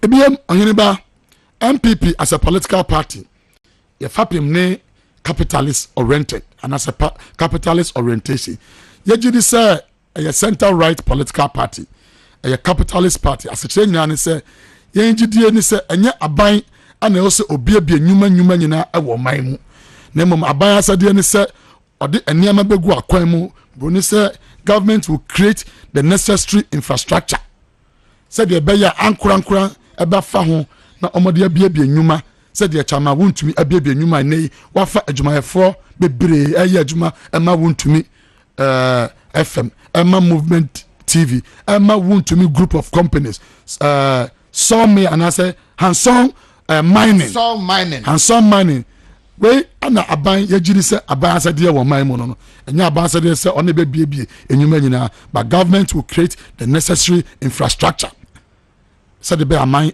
for be nyadwuma na so MPP yete party over 30 years ni ya se carpenter ni akunye ni dem onye ba uko South Africa ANC political party no or insurance companies or mining companies or nyuma bebre ewo ANC enti oye constituency officer uwo adwuma woye obia wadwuma nti that ANC political party no it is one of the richest political party in Africa nti adan na MPP yen fapem ne se yaji ankura nyuma biedi na over 30 years ni yentimi po emie company baako onye ba ochina conference ya ye beye se ne kira budget ayaye a edito nsu a wo bedwire under my office as the first national treasurer mefa akwanya so abie water production company ama MPP no na ye bie water production company na ama MPP na ye be bie bi nso constituency bia under my office as the next national treasurer me boa abie company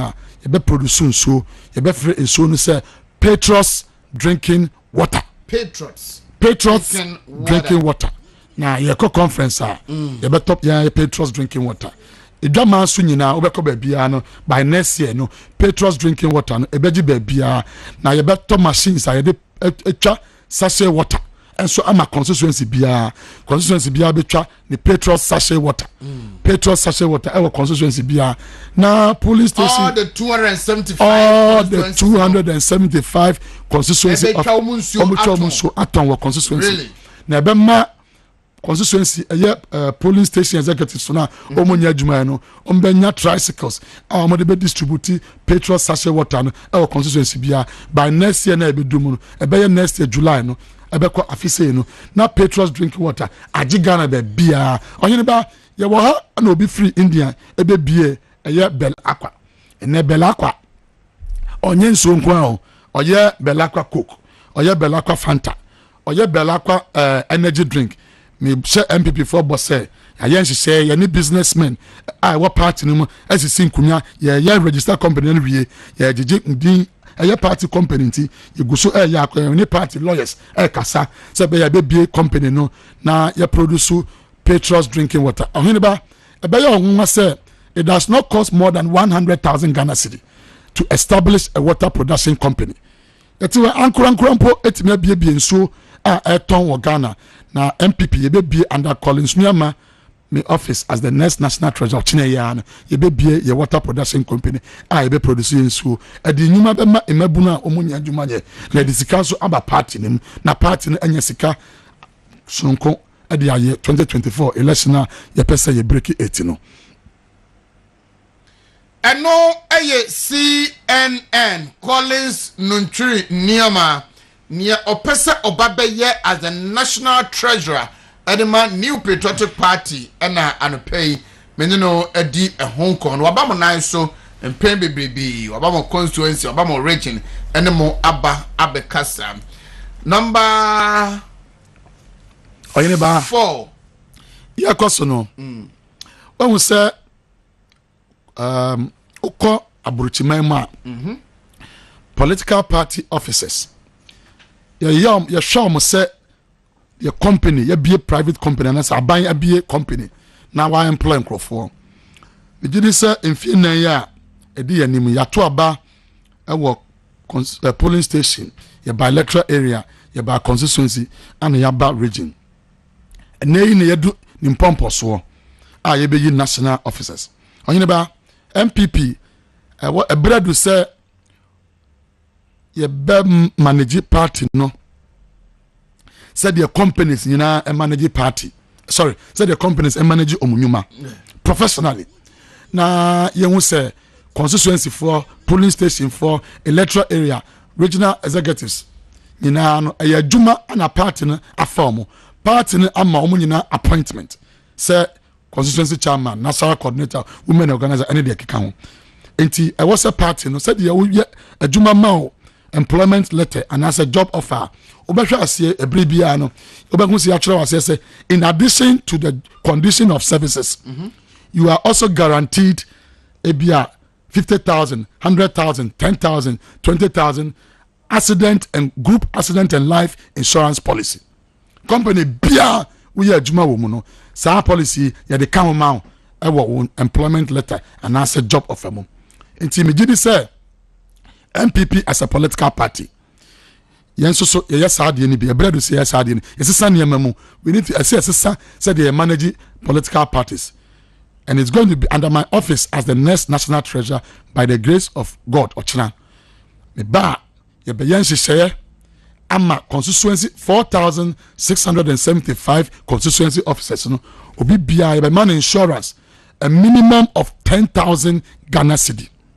Oyini ba de ntia me this insurance e ba me say minkai party for yaw ene abusuya yaw 2015 the late chairman Adams Upper East regional chairman na oye adwuma party no ana obi hwe acid go no so owo ya anche between 3 years ya English botiano ya organizer enso free mu ya uko odododo a youth organizer bi enso free mu ya krowo enso so second vice chairman ewu ya etaisi abribia sa owo isi a obi kro ya adwuma ma party no na wanya accident na ne nan mabu ya twa bi nan ebi obi ekra ewo krobo na okode flag ekobo light ho ana light kiki no e ma ne beto ho ne fa nyina ahyehye adano ye call election 2020 ye esutifi south and north Collins down da ho ye bo party for tuo omunamu obi afuru mu e basa e de be na party ne ye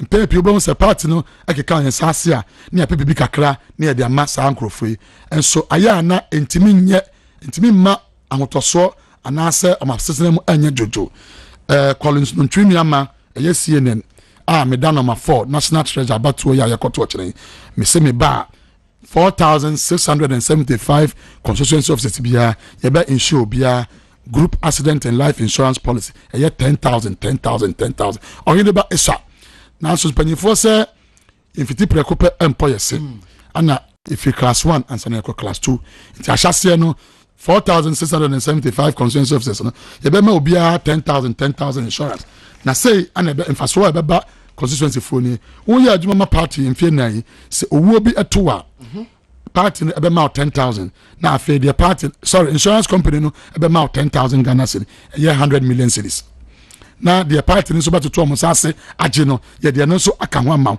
anya bia no de ebe pepa abusua ani ase ne so onya akwansia na upra eno so ye 10,000 say yarebo wa critical illness eno so ye 5,000 ana obroni friend say medical emergency expenses emergency medical expenses and also 1,000 Ghana cedi ana ye de insurance no edebe ma oyini ba we there were two types of insurance. There were universal life insurance and there were term life insurance. We a term life insurance. Now term life insurance no any say a bra be insure no ya afi na ya insure no say akwansidie bia ntowa unya hwe. But I am the say and 275 constituency officers ni nyina oma kan bom na oma ye said there be omo nua no bi tim be som 4 years olusu ne election ana so ka se wa bre onye biem na okwa odensa pan na ekọ nti oma kan ho bom chairman fo emuntie oma kan ho bom se omo ye investment ye universal life insurance and no the sika account ye betua amount life insurance na asama investment option okwa uwie time 4 years okwa insurance no ebe ma sika me se chairman for boss under my office as Collins Nutriniama me yan siseye na party no momu premium amutu abosumi bia ebe ma sika amamo ebra mo mfie na no wasoma wie okọ no ebe ma sika foto ebe ma sika puduo na wodi akono party no ebe tua 50% of premiums ama 275 insurance companies 275 constituency officers any other constituency officers nyina nsese ya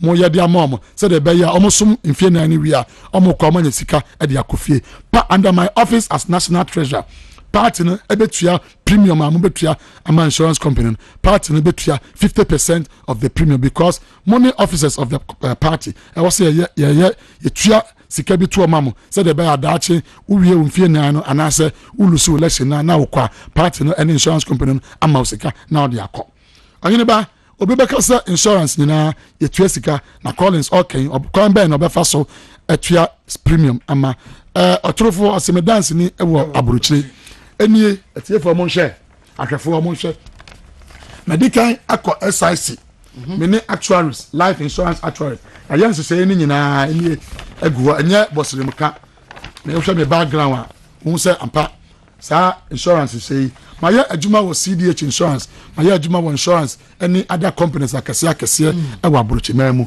enie sinema ebe ya onwa say oye insurance ma 17 constituency officers na 170,000 ma obibia 10,000 afimuni nyina obetua 1,100 Ghana cedi that is 1,100 cedis afimuni nyina na me opanyi bi MP kase bi pa obetua say 1,100 Ghana cedi now they are gina ho 1,100 12 million old cities. Debi. We kura many other insurance company. Yen say yentua and it should be under 1,000 Ghana cedi. If it's a numbers in the dorsal 4,675 officers. Now untie ye the way shase ye constituency officers are 4,675 in we are next year.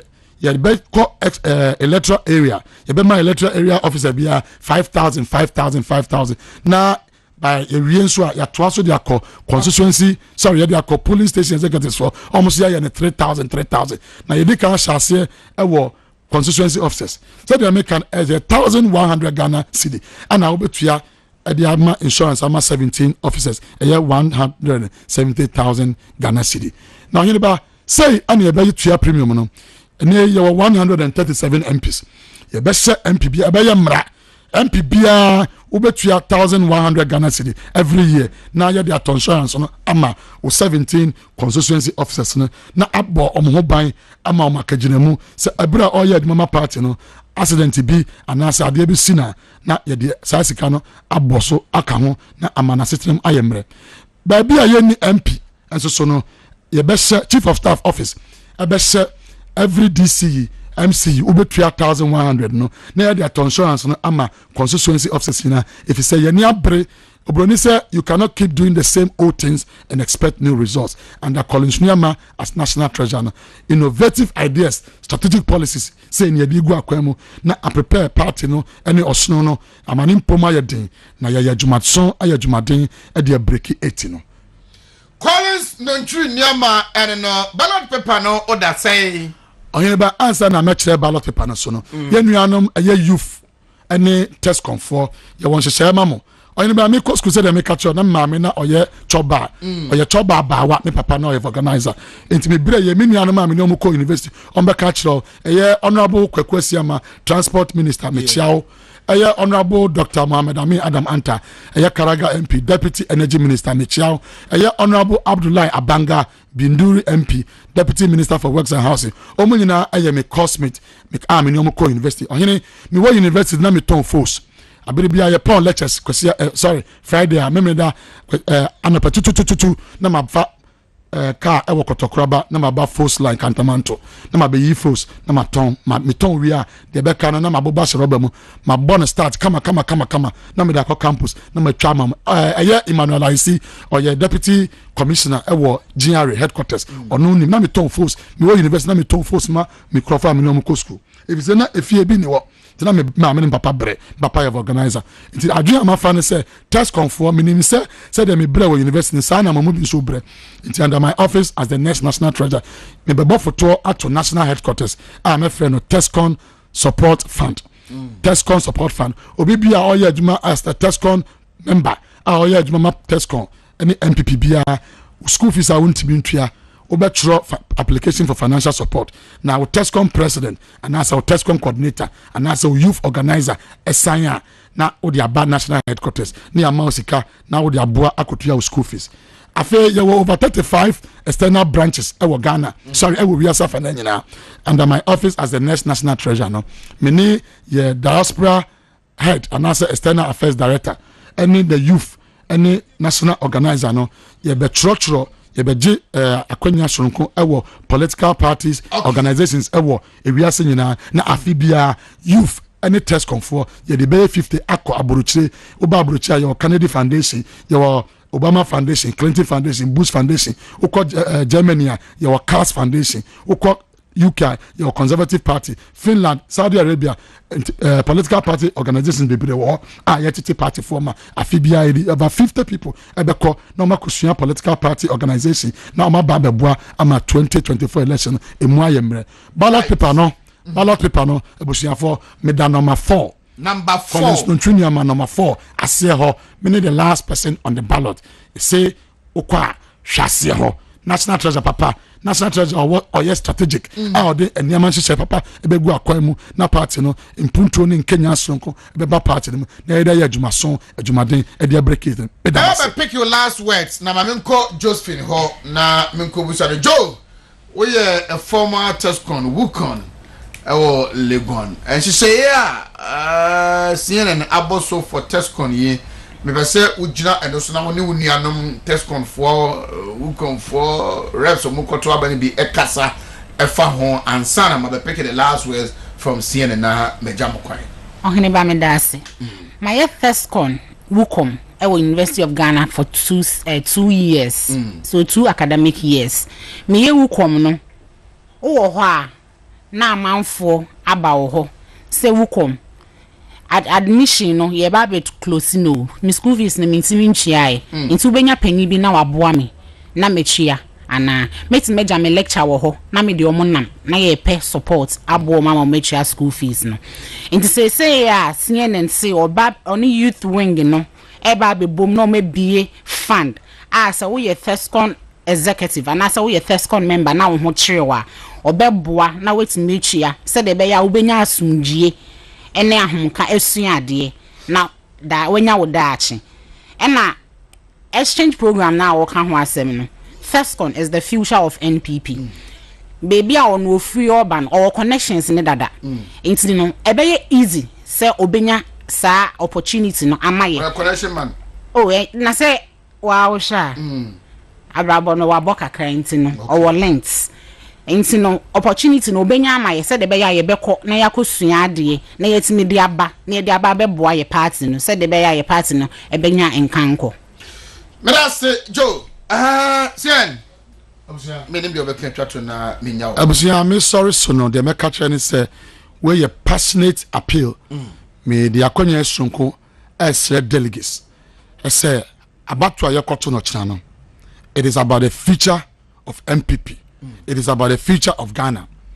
oyeba African politics yenim eniama itasi dide obehu na obi akọ bank na wakoji loan na odi dide odi ba obehu na opanyin bi a eye ono ankasa ne selfish interest anya party no the entire party ni oman kan ko enti no akotam sika kese no the amani candidate o se kochechama party for na fato omadwen abusua migina yi wo hwa me background my son party no since 1992 me din fisia aduonum baako 51 years my son party no since 1992 as a polling agent me ko America aya na ya mahongo a me ma me na twetwe mpotowia mu me papa na ya organizer na mo titi o mensem na me ankasa me so me struggle e hustle said ya wo so ene wo hustle ina mu akodu abrochi etimi course one of the best universities in the world Boston University na me ko ya banking and finance onye ne ba eto da na aya ma sefem sem oni bie e ba kwa me nuama na me timi ko ya adwuma wo Bank of America the biggest commercial bank in the world me wo bank mpanyifo ewo wiase nyina because of my experience okay Oba City Bank Dutch Bank Stanbic Bank Standard Chartered Bank Bank of America Santander Bank ewo wiase insurance giant insurance companies with political connections wo right. me say se party for to obama me ochina anya de me de mamo china ochina po e bia na manya bia mamo na so kakam de mamo se monye mamo fanto nso nom monfa ka enko back no munsom na mo se Collins no twiniama I have the experience the integrity the competence I am lead the partner as the national treasurer na me din hye papa magina so me connections e dia pesika aba party no na ye dia aye party adwuma me bom se mu enka se me kokko fesika bia se bi aban kura e ka se opera onya emfa mremo muntie na muntu aba ma Collins no twiniama me ye number 4 e wo national treasurer ballot no so okwa hwase ho woto a to number 4 Collins twiniama ana de ho me nim ne ye clear to say CNN. Thank you very much. I know I Collins Nontri Niaman. No time check from our studios is exactly 9 o'clock. Try me, meba na yababe to so come not from Paul Awaha. He speaks for Chairman Stephen Ayensu in team. Many on so bedin komo na afi Dr. Solomon Fuku ane omo makanyina enso so ebeba. Meba.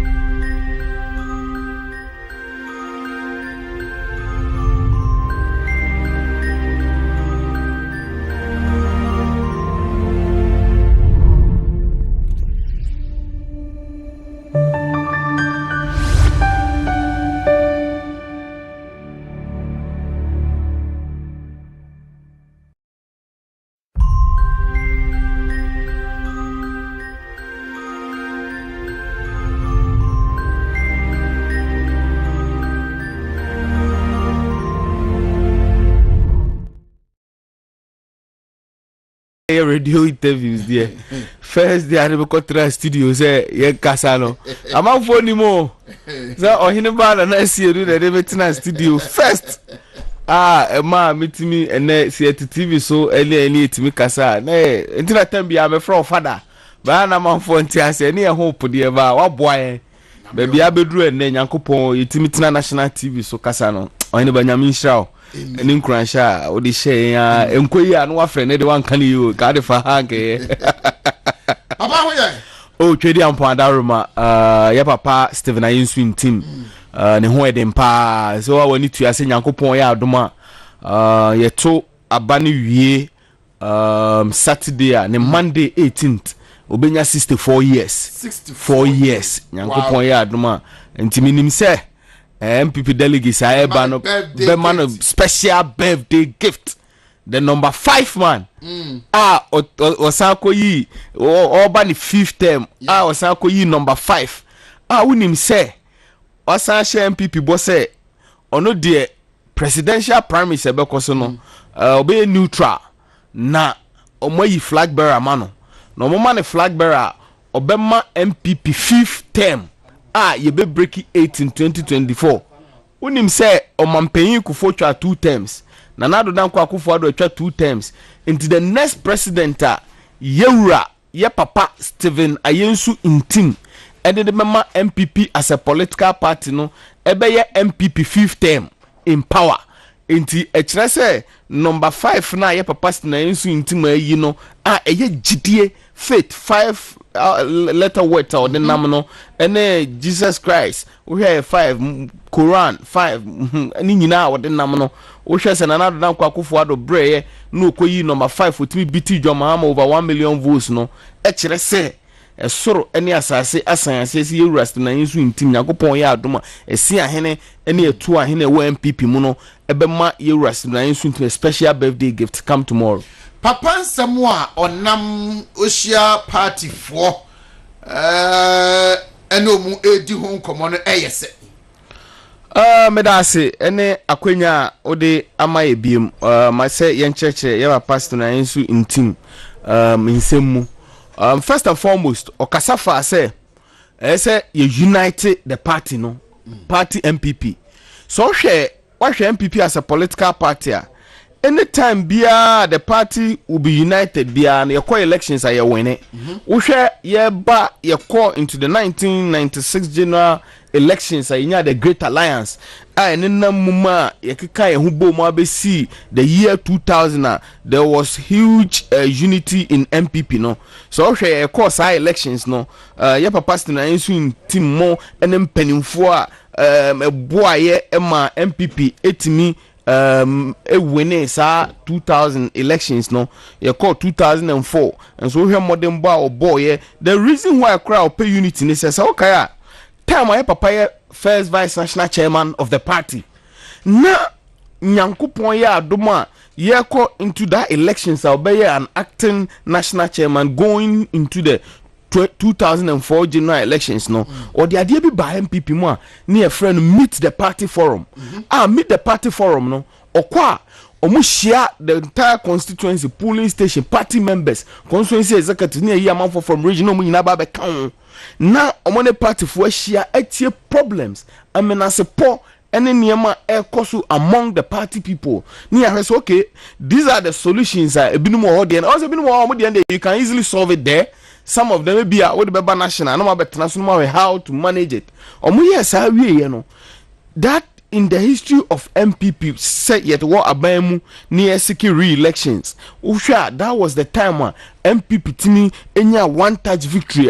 Usha the year 2000 year kono. Your first one in your 48%, but second one in your 56. A child say our strength was the 48%, not the 56.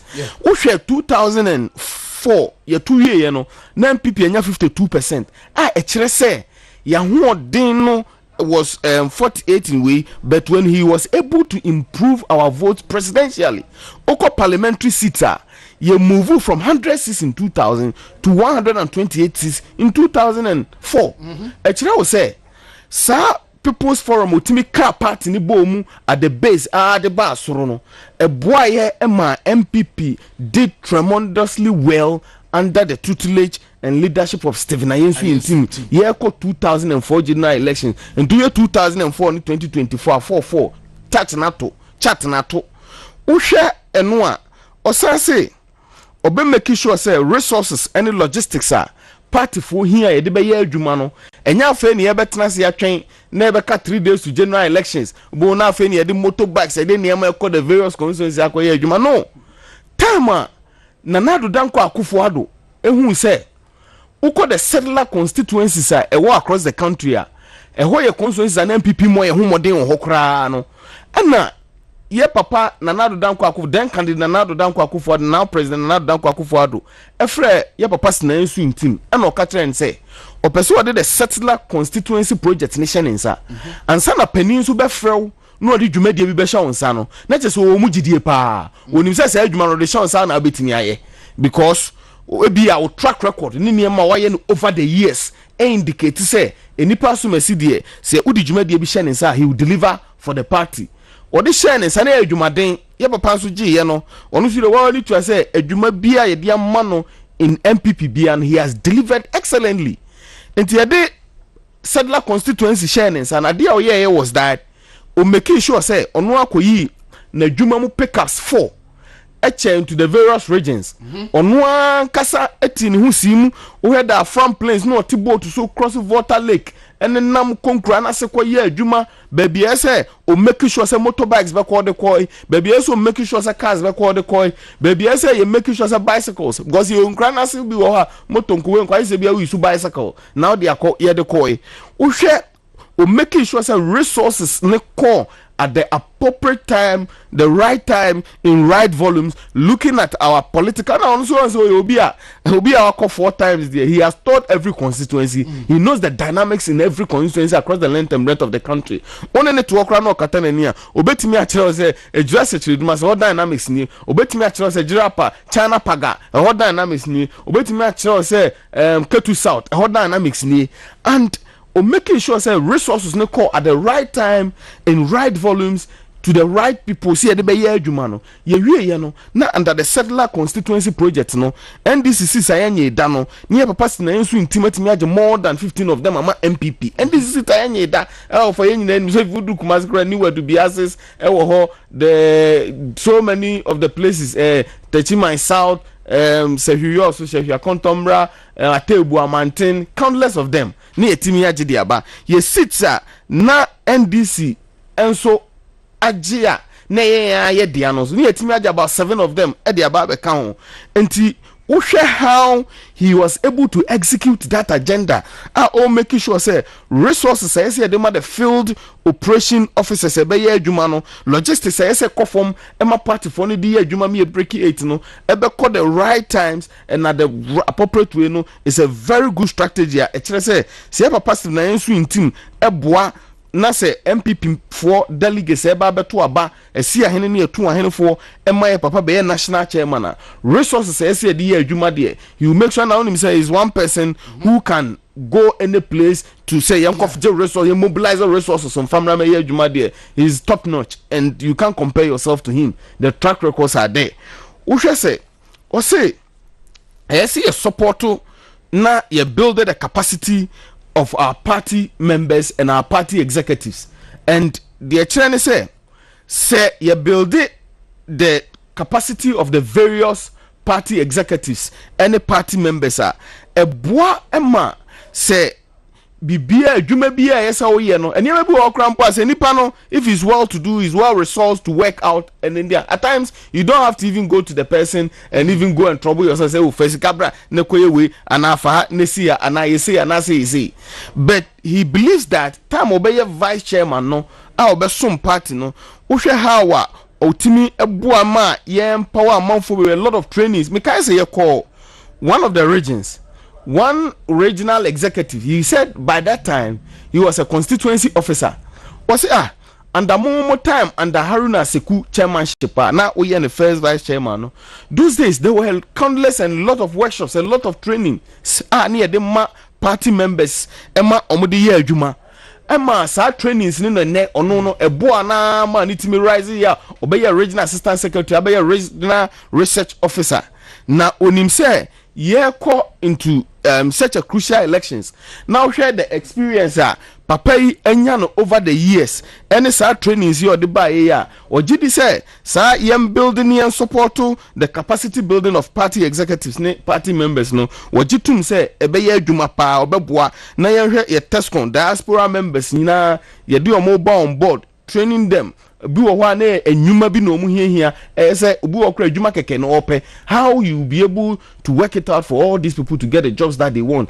Problems omo de beba how you be able to solve them to help the party no ewo ho na osan say what the welfare package aba obia nim say your papa stina ensu intim there what follow the campaign over the years he has brought a lot of innovative ideas in terms of welfare, the welfare of party members. See, na our party members will be well to do in the various constituencies.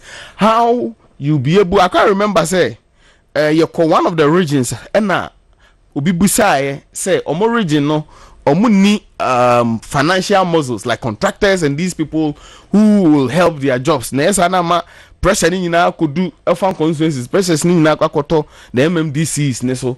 And our father Stephen Ayensu in team Emma papa no examples of people when he was vice chairman and Haruna Seku President Kufuor first term no and niema omo ye to empower people in various regions be more resourceful so that in case even when the party is not even in power, you have all these people who will come on board to support you. When the party is there, you call elections and you but rather because you've empowered people, you make people more resourceful, they will always be in those regions to support the activities. And now yemwa niyama your constituency executives, yemwa niyama your party members nindi is the paramount thing because the party that gives birth to government.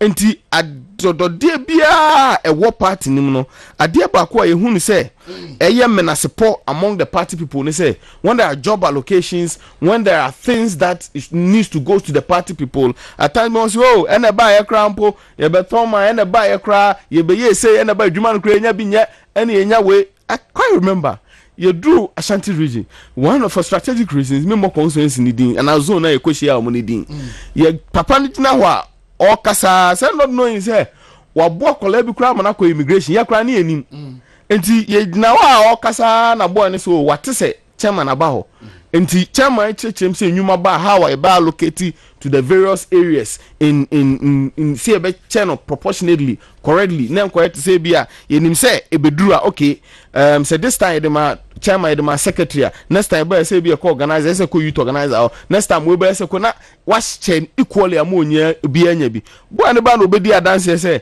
onu kra be ayi ni chairman tip kra de ne ko immigration obedi adanse okra na obi ani age say hey na sabon kra was even a polling station organizer and obabedi ehun adanse so you see how they or continue this elections no kra mo ye no kra wan contest but they are all supporting the party no bi ohu bi ani age enti ever the welfare of party members no dia edaya papa kumaso and it has been something he has always on himself no vice chairman no na Christmas bia nuwa on fa hamper enkoma constituency executives no active first vice chairman no Christmas bia nuwa no on fa hamper enkoma constituency executives enya nwa say odwen party ni to the standard edrumre bi wo a party mu ye papa na ensu intim nko na ye health insurance cards edema constituency executives and no money health insurance card them. You can verify for yourself. The track records are there. Or no, he doesn't wait say bia obetwen na elections kodrua na ebia waba be ye papa na we hear favor from you and sana waba be ye papa e boshe ba konso ohene ba odema party for ne say mama fa last 2 years ohene ba wo hwe e boshe ba ko a odema party for ne say he is going to improve on party government relationship. And this one, what he intend doing is say, over the national level, I see a call cabinet meeting. National chairman, general secretary is supposed to be part of that meeting. Yeah. He wants to also replicate same in all the districts. Adia bakwa ye huni say, who could do some of the districts party executives need DCs and eject them. They have cordial relationships. So now, this is the antidote. I papa na yensu intim deba on board that now. Like a convention that the constituency executive meeting no the district chief executive is supposed to be part uhwe mu dia ka ideally esen kwoko but ye ba be mana ye enhye say tem bia no ese executive meeting say once a month kra na twice a month kra it's okay say omubehia no omu nyina jojo no omu nyina depart ni hu nkomo ehun say okay the bebo one say ebemo who say these are the projects that the district assembly is doing in these areas and to communicators any party members kwabonte no mo kasa omumre these are enyuma yaye these are way aye ebeboa party no na okojina communicator call radio so a enya afa na bi akodu region bi na open information craft DC and afro bi kura wunya and even the district PR for no crown because they are not party people they will not even go out there to speak anyama party near so he's going to replicate him na abema na make sure say he will verify every month to see that say information is na omode bano whether say no crese DC ne buy am this year this month we are reports na from your district nature say the meeting went me anko di ntina ma wanko oko ye net say and these are reports obe general after every meeting and some of the meetings ne kra no obesa akwa kotena mu bi ama omo hu say as a national chairman he's not coming to be an armchair chairman but a chairman obesi form akọ constituencies makwa sresra omo because obi onim ni say obey vice chairman no onye chairman no te office ubehu na ubo ho abohu anu apie ho e bo hye ba ko a o say yen kan kire MPP fo nyina ne MPP members any constituency executives e beto aba ne say ono de in the selection of the flag bearership no he is going to remain neutral. The reason why he's going to remain neutral and say as a national chairman si eto abani wia adia eyeso ne say so koyi nanim ko support o heneba as against Ntoa de be ne say si eto abawie na se Ntoa ko lusu a untimi nkonto ho ne nko kasa nkanche Ntoa se brown board ne anya adwuma adia ebeboa ne say ye beto abana wie no ubetimi a bring all factions because obi a on base in the party so that you'll be able to bring all the flag bearer aspirants together and they will build a united team to break the 8 in 2024.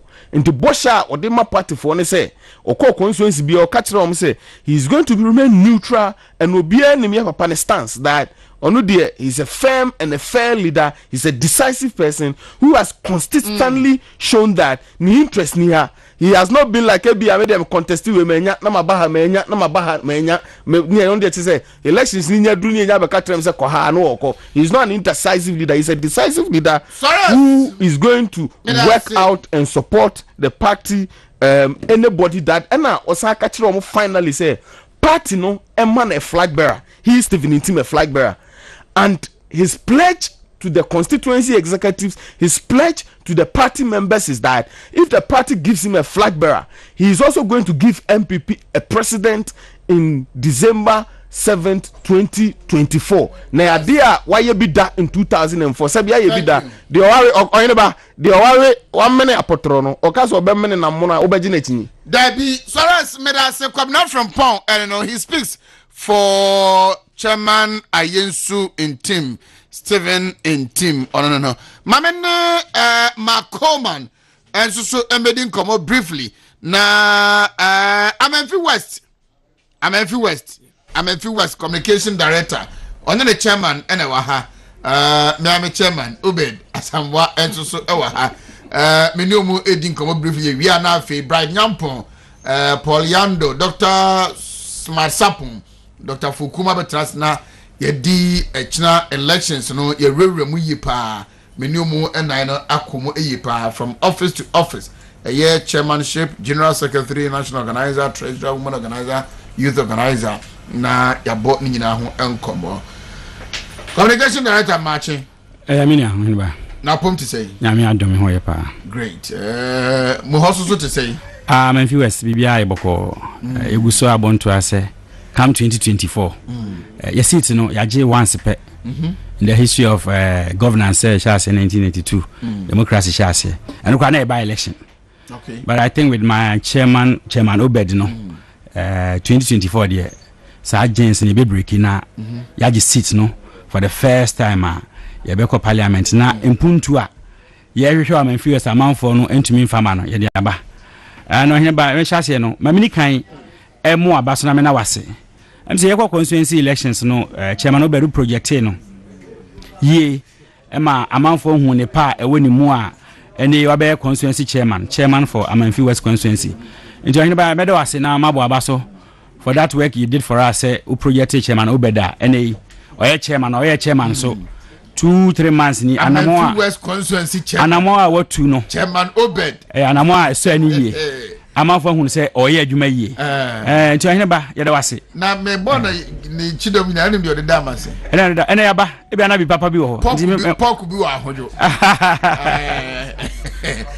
pork ayachi eni kenki okay no now pana eno na me pay send my chairman is not wrong and my chairman tin. How many of the aspirants na ma receive mu answer moba and crying? When about aspirants no dey am say you receive be brain na me tuna ka say be 80% of them you receive your message no bia message you touching. Okay, but I'm in few words there with my chairman constituency better na say na ahwe leadership a ba ya am in few words e chan ye kwoto ba mu nya ntra ase. Oh, be share you ya trust that individually amount for one interest. Okay, but I was say you should be the interest of the party because individually when you say interest they say makoma na memra na me banner party into me break 8 na interest na say be nimu nti say interest party me break 8 and anything am say better na no individually am feel it's the constituency they are big men big women within intellectual people out to say obia ka se ofa na adwen eye but o se fa adwen a ebebo MPP party because apart from your interest ni na no na party ba ko na ye den yes som no all right nti party ba ko na som no say fa adwen a ebebo party ni na nti minim say adwumre de ye be hia but anya nhye because I say metro abama ohene ba obia ntumi nhye me yeah but ye be die ho nkomo ni ape abato a ana say leadership a ye feel say ebeboa yen government fi wase de ye ni so ade hu anse ebeji seat right that is our motive chairman chairman mache na apom to say yankopon da roma me hoye pa e de yankopon say eduma wa go fa to ho so na so enye eduma ketu o eduma kram ye gina ba sakwa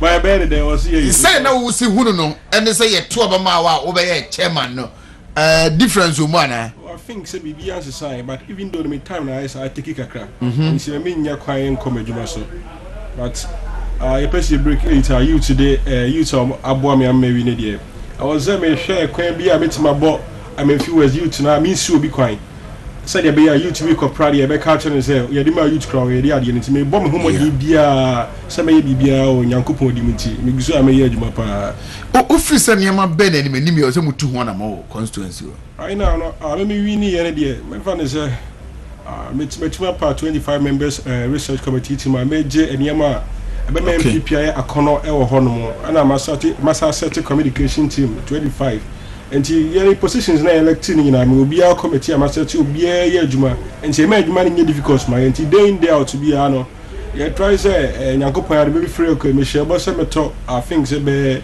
10 lactose be there dey call say dey be ya meet me ya get information baby a esinto bia na yetu ho na mo na yekọ na say dey be betimi ya break 8 no nti ye na say dem ani wa me gisu ameke pa seat nyame adoma ye sabeka oh seat na dey 100% assurance ye betimi agi seat no because na research am betimi nsa kan kakra na dey ye betimi agi right nyame adoma ekena mo na mo kwakoto aba na makoyi akandifo a national office no mo be man for the next 4 years nipa do na ba mo na so mo nsem mo kan bo sha mo hye mo de mo so mo hwe from ho no eni ba bia yaye campaign na ba bedu na cha na ekoto ba ohun ya masai eni ma ya think say nipa be buy na so medium policies aba na me no motive me ko politics mo say so oba na uncredit policy bia na wo yeme ma me kra ya da bia me catch am say me de me trim ye business abonsam e buy politics a tun kra policy bia or dey buy bit me break it any me executive there I don't think say we are going to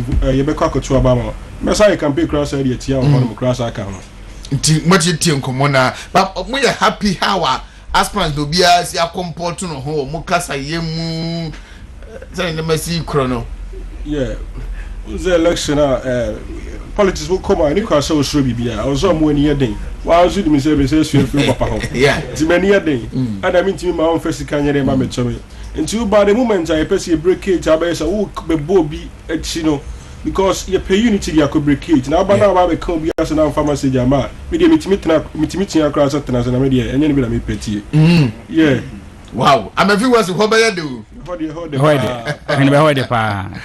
Communication director. Minim de obeka twatwo na. Menya on the chairman kwai ma mobile no. Enema bebrebe. Party 24 so ba mo na so ne ade na me ne doctors no asapo mo ntrans na yenim komo. Ohine ba de be twatwo ne se do di kan bisae no. Mse aspirant bebre na abai so. Yeah. Omo message omo de bai so no. Obia adwum pone se ye be break 8. Nemo won ba de be hian ne se enye 8 ni pepa 8 ni keka ye break MPP mabunu hian ne oma especially constituency executives be break ra anya djuma enti nipa won anya djuma constituency executive how do you expect the person say on kwa djuma ma on break 8 enti minim say enye far from now ye leadership no executive no sorry na enyuma de magana for ma titru MPP ma yi no yemfa ma mo because papa for be am ka say Ghana for MPP for so Ghana for MPP for so Ghana for and say ye ne wa ban mu dia ye hwe fie first onye ba me ni say osori no pana hwe fie a wo hwe abonte so for nti ye ne ade a ehia MPP party for na nka bom me brother ka say from Paul ka say kan bibia about unity no kan bibia about say 17 ba obema onkodi flag bearer bi achi ba the party for be yina man eno na ye hwehwe ye best say leadership no ye nya wi a nyame adomochina bibia ko yie na ye nya leadership ni wi a mamma ye leadership no na say executive be yom no enkodi wi achi nkodi wi achi e ba ne sa problems na ya face me bi atwem na besan aba but in united front dia 18 betumi break because na nado dan kwa kufu ado amamu onum no enyuma koso a ye communicators ni party betumi abon ho dewura e be boa ma 18 ye break but say ye ntumi unite ye front dia and be me nya problem no nti ahine ba ochina de I'm praying say delegates and decide war enkoye bibi ye ko take decision enye decision a proper say utumi say ade we na be boa but ma me bibi influence delegate but I believe in MPP delegate say ye koto abade a emrano nyina na they decide wisely nti minim so ochina decision e be the best for the party so that e between the iden I break 8 no right nti ahine ba e be sorry so I think say me feel constituency abedu haidie me ha na papa won ti ma menchia no okay a friend ko fi boache okay oti hachu a businessman or Accra ha I'm so free America ba nche bia na menchia me party for Titru polling station for ene ye communicators am here into mu bia din ye che omu na na ya che obi bia wa manfi west bia and we are giving them the assurance say ye be adwumaden ema 8 na breaki NPP no K2 South say want to me sorry I can't say amewu etumi jedi a hohoi amewu eje hohoi dia and then e see kwan say manfi west NPP etumi minim say chairman obedani so ade hunu ane say ye be breaki 8 no na news ade hu anse ye begi seat nti ye nyuma say ye begi seat ye buy I think say we've been able to reconcile all party people ko abato so a nti wa shu bi ni nyoma bebre beba sa na ba nyina etumi aka ni nyina abom nti am fi we for now your front no your very good front chairmanship no ne leadership ne ho no ne MC ni party penfo nyina ba ne patrons ahine ba mo te dan nyina penfo mo te dan nyina no chairman etumi aka mo nai so okay nti minim say ye be adwumaden kakra be hia na se party so be so yasene nti ene decision be take no e ochina no yemfa leadership are you ready say 8 e be break it na menim say we'll do that and break the 8 chairman yeah minia minim de be ka che party for mo be to abachina wo fie a mo hwede be si no ansa na megya kwan media party for ade American show minia especially delegate am ba beto aba mamun kodu obi teku ana sempo ti se bia mokọ akọji ato obama no abra nipa obetia ye adwuma na nka side e wo ho no ara mo panyin bia na ada ma think the last 4 years ni enka executive no but yes drone bi ba na ye kire mo se mo ntonko ha David ya gya ne se biem se drone kra ba think se de enka be bo no nka mo drone kra ni chie na mo mfa ahenchere ma de se ne fata no se de be betimi break 8 no ene ani ade ametima ka kire empanifo ana ma misro ma na me constituency for asemame chema poko ana ona bu free fana ona bu Kofi Asante me MC so anope dia me chiamba bia mo bia think say wontimi TV ye mo hwepa ana me campaign manager Mr Simi me share na no paper oh baby I will be right. Let us say Amenfi West Constituency Chairman, anyone communication director, and me no more dim common Mark Coleman and Afi Obed Asamoah. Dr. Smart Sapon Atna say Dr. Solomon Kwatin Foko and so ewa na enra omote ho kakra de kiremu wasafo ya just studio no from Amenfi West to Amenfi East Amenfi Central for na mkwa so ba ya just studio na fa Dr. Smart Tracy na Dr. Foko mo so metra say Bright Nampo ewa hanam ana Paul Yando and so ewa hanam a meneno eba abedi enkomo Dr. Foko Bright Nampo betra say Dr. Smart Dr. Smart Tracy Dr. Smart Sapon ahineba nana esiedu ahineba mbom ye de nam na boko na debi aw na bisa me na de me bisa o me so me ho ye pa debi boko nenu ana betra ha na ene free and run no pa ye dim komo ha wi ya sorry dwuma di esu besi enne wasa betra ha yi what receive call to do say yeah ahineba dwuma moye no ahineba we bisa very very good question in fact opani bi kra na me of Afoko ho opani bi kra ye se nka o chan no pasebre omu a nka ye ni camera me hu no ansa na ye obibi ye o chan no ya ye they are thinking say ye niema bebre na ne akade ye the needed support ni ade a ye se nka amanfo de buana etimi yi people don't still get the concept of research and the what it seeks to do so research in ye adi emahu wenim na wo bibi ye fa ho awa ya fa ho and some of the things we were talking about and na one of the calls I picked and they say menim say adi metimi ka mpani mo mutie na munya yi the person was like Fikasiem Jubilee House should try and assure them of a friend is saying reshuffling.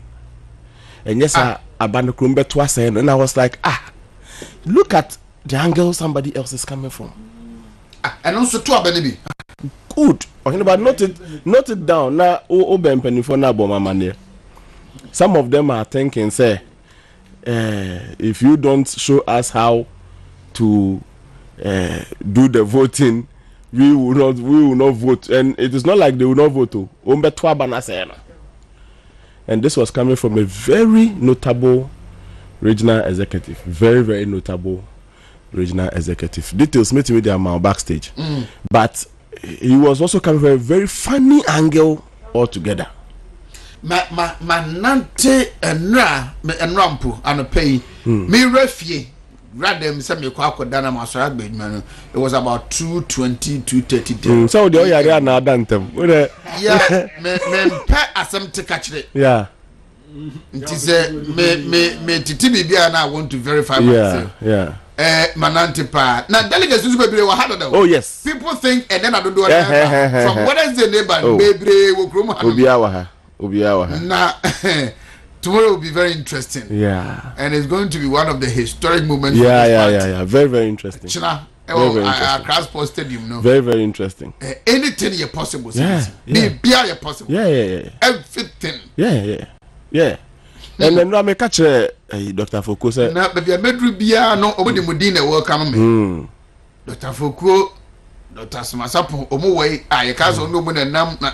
Then they first asked me questions about you. And then I'm going to that is why I asked you, of course, do not say that we're receiving from that. Because my name is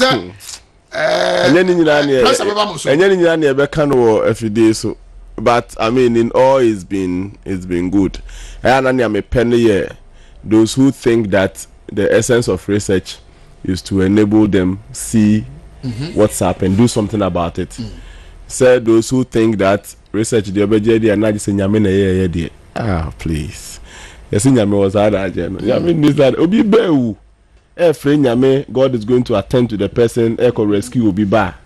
I said, accident. Say nyame attended to nipa krono. O say nyame njai. And no number meye den.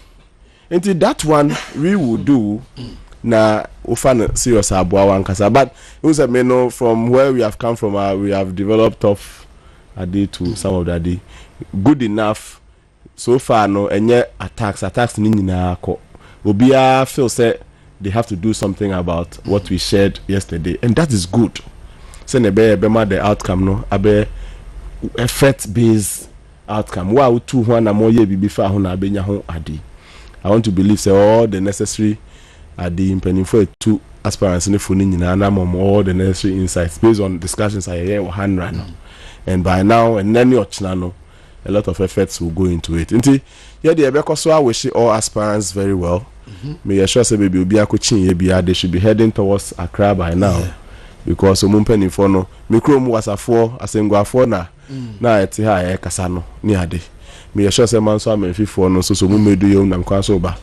Amenfi east for no de enei awia mehia omumu bebre enra me ne omunya kasa so ebusuante ende ene o meeting point bi wo get fan ho baby what be our was any be some of the party people doesn't also know, and they say apart from say moye modjuma as researchers, university lecturers, modi mo nkomo moye modjuma, a lot of these constituency executives no efremu busama say you could take a decision we yenye the day for him ansana o maye sade bebre Udu Ashanti regional Dr. Fuku e won the block bebre Yo, amansie da danse the secretary da chuma blog no or blogs no be 2-3 they will not do anything without calling him.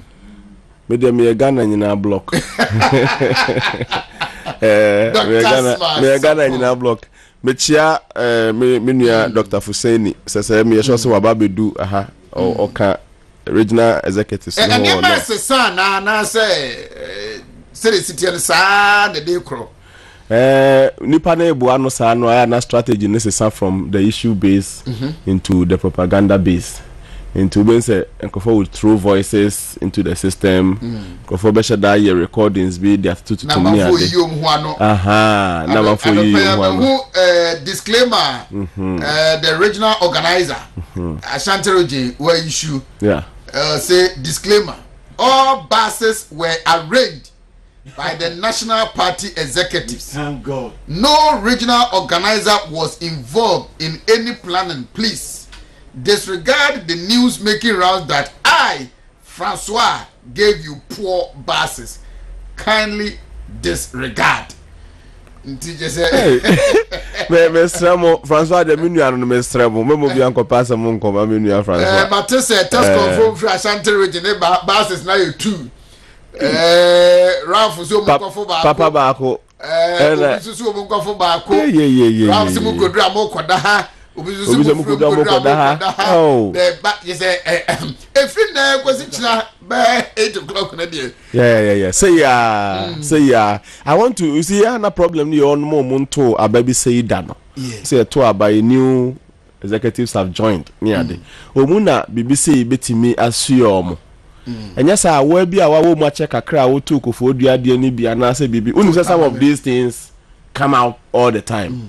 Then yes, money among Obia decision I was taking na organizer. I mean, fee West organizer no Cassie say it should not be about those gymnastics no. 2024 and who can procure the victory. Send your ma bas papa, then your ma bas bonnet. Nini ya no range bus ni enyo no arrange bus ni nyina echi no. Focus on near obetimi procure the coming elections no MC party nani esiso no. I think that is the most important thing. As for ni aka ni nyina there it's about to go down. We been a born nyom. Finally it's about to go down. But hey sorry. I remember the metal say move me are some penny no mama to another pay. So it's about to go down. I remember do it here. It will go down as you are projected. Oh yeah. Usually say unse feedback ni free one more ne buy. Yeah. the counter feedbacks is part of the graph. Because why would the red, let us say your disadvantages goes into that of the blue. Hey, it's only part of your can see weakness by your be strength. No be strength by your weakness. Messages than China. A DB negative against if I say JFK Biano will be positive for JB. A DB negative against Asabi Biano will be positive for Steven Tim. It is sad that they should see it as such. So as at this morning, chairman, General Secretary now can was the tier. Yeah. JB leading by some 15% difference, and Stephen Asamoah JB Tim. No, JB JFK. Okay, General Secretary. Okay, that's so fine. General Secretary, John Bodu A lead. Yeah. With that 15% difference, and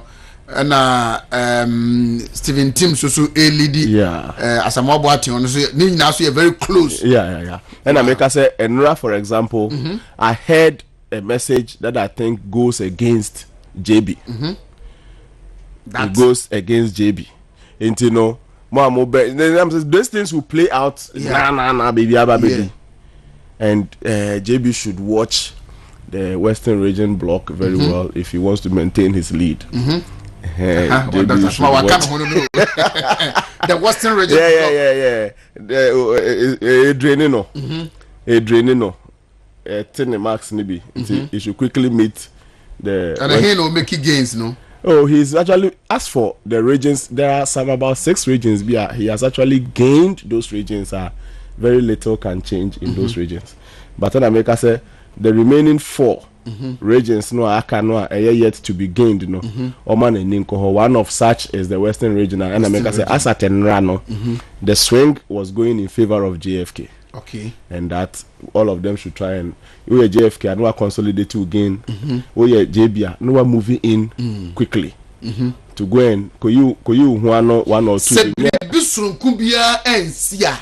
The pluses and the minuses will be Oh no, I still think it will range between 10 to 15 percentage points.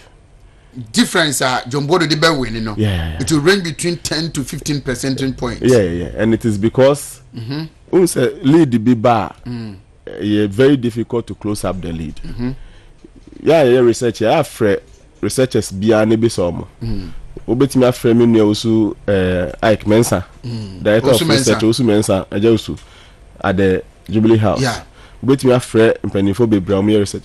Once you set yourself out for a study and for the given sample, a lead is established. Okay. Now usually because of representativeness and as a generalizability who projecting onto the entire population the lead still remains.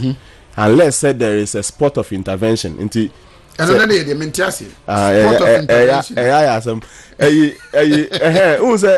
normal behavior and you strange behavior. You kind of abnormal, but you kind of strange behavior. And I say outlier, and I say BBC event be okay. If any point of intervention, whether a baby in you a baby say no, it's still an intervention. Into say intervention be a memoir. However, sample no be behavior and usually it reflects onto the entire population. Okay. Until by now, no strategy are all going to competition. Basically, I saw you soon. Intervention in the wrong sense. In fact, a propaganda normally for those that wants to cause commotion, and then a good intervention for those that wants to gain some more. A been in the caucus. A big jatum sa voice we are non temwa a boa but the interval of Adino means so much, and you can confirm this from all other researchers. Near ABC in the sample, provided it came from the population, now usually it reflects at the end. But let us not undermine the effect of intervention. Fine, bro. But it can be a negative intervention. Negative,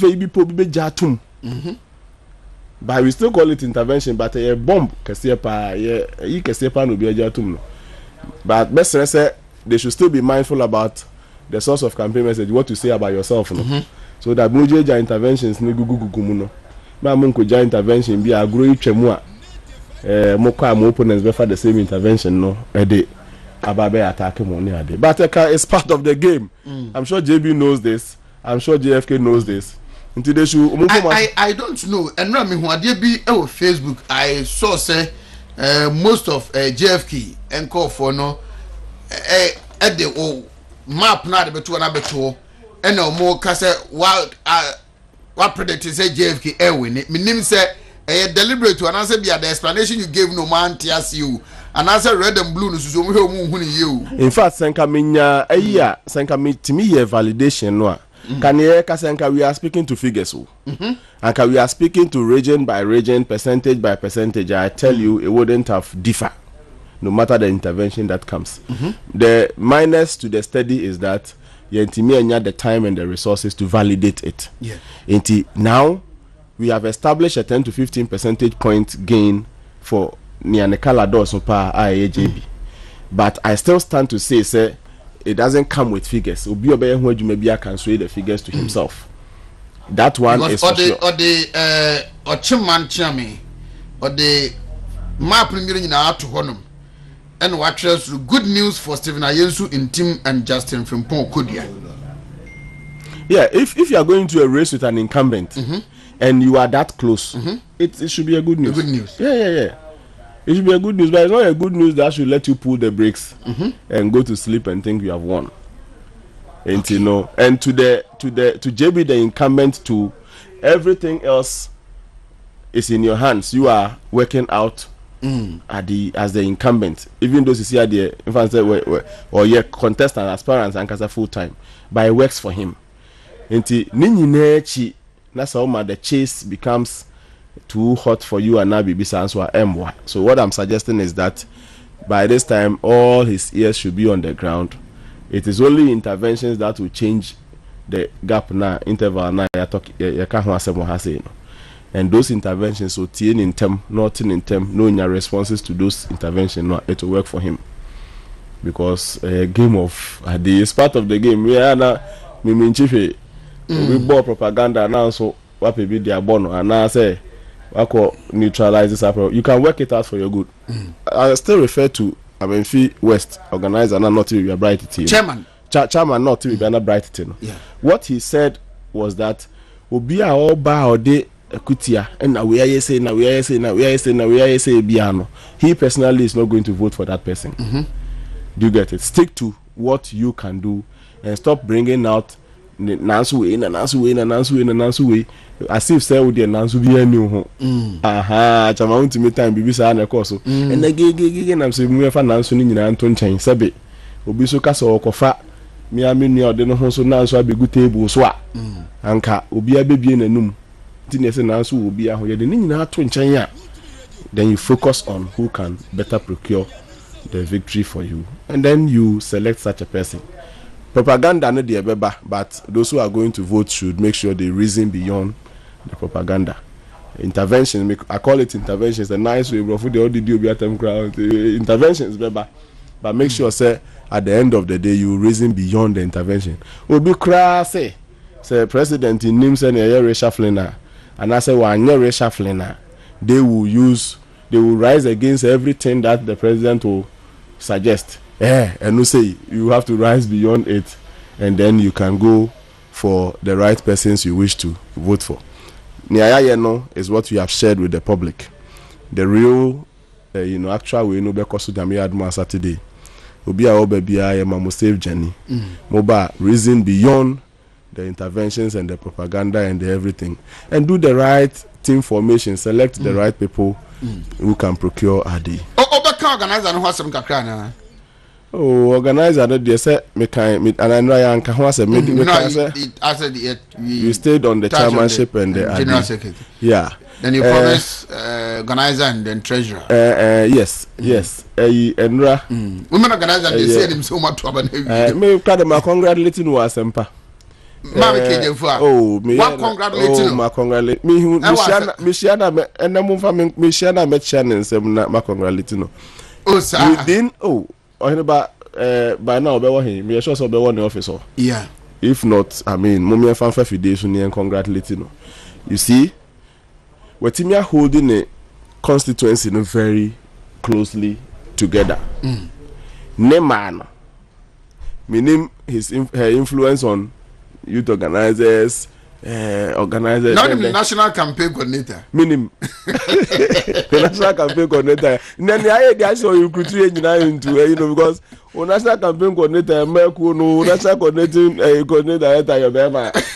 Oh, me also mean you understand. And the Obakate, where the Nia untimi kutuba kunya baku those one day and it was even and you know yeah, wishing her well. We congratulate her in advance.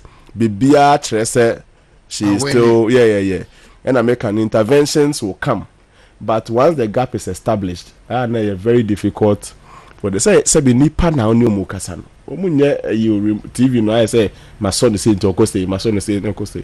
Once the minds are made up and very difficult for you to change it. Nti Obapa Kate, yeah, congratulate you in advance. Everything points to your victory on Saturday. Now, me cry me who say she will be the winner, will be winning with the widest margin. Yeah, I know the winner will be winning. You better rank those who would win with some margins. Nti we are just giving a hint. Say she's likely to be on top. The gap no, the be winning the best ones will be there. Me and my former MP Titus ni mi ngabole bi ne wo ba shega toma wo fe wo yo no ko ke wo ya je kuma se shi dromo na wo ba shega wo mbo mani o habo shi boni ni bi etele ife ake oje ni enshimla next time e ko ba chunoku na kan fine ke fe je enshimla boni etele ife ake onyami bo no onyami na na bi eyi o hie ni boni ni bi etele ife ake ochuni mo neshin eba fe emu ke ha bu shike abala na kaka na egbo na obomodin ake owie mo no kenye emichi achon o campaign message hewale yemin ana aka oba anyowa shin oje nshimla o fine se mi later ko ba chunuko na kan je nshimla no anu wonu he no anu wonu he ko ni wo fe okay hewale kenyamo abafin se ko ni kuni yele aye mu ifi ake afinele je uno ka na egbo na achon ameka me no he owie mo mi ti shin onyami na na bi eyo hia fi o ka na egbo na good ben kan dey bi mamo Dr. Swansafo treasurer no unu aba na bi o de o kan ye organizer ma wan chechire mu man ti won anti munde ma ban kranti ma declare mu nyina nkranfo na me kan ne se onu ani nua na ga na go chire won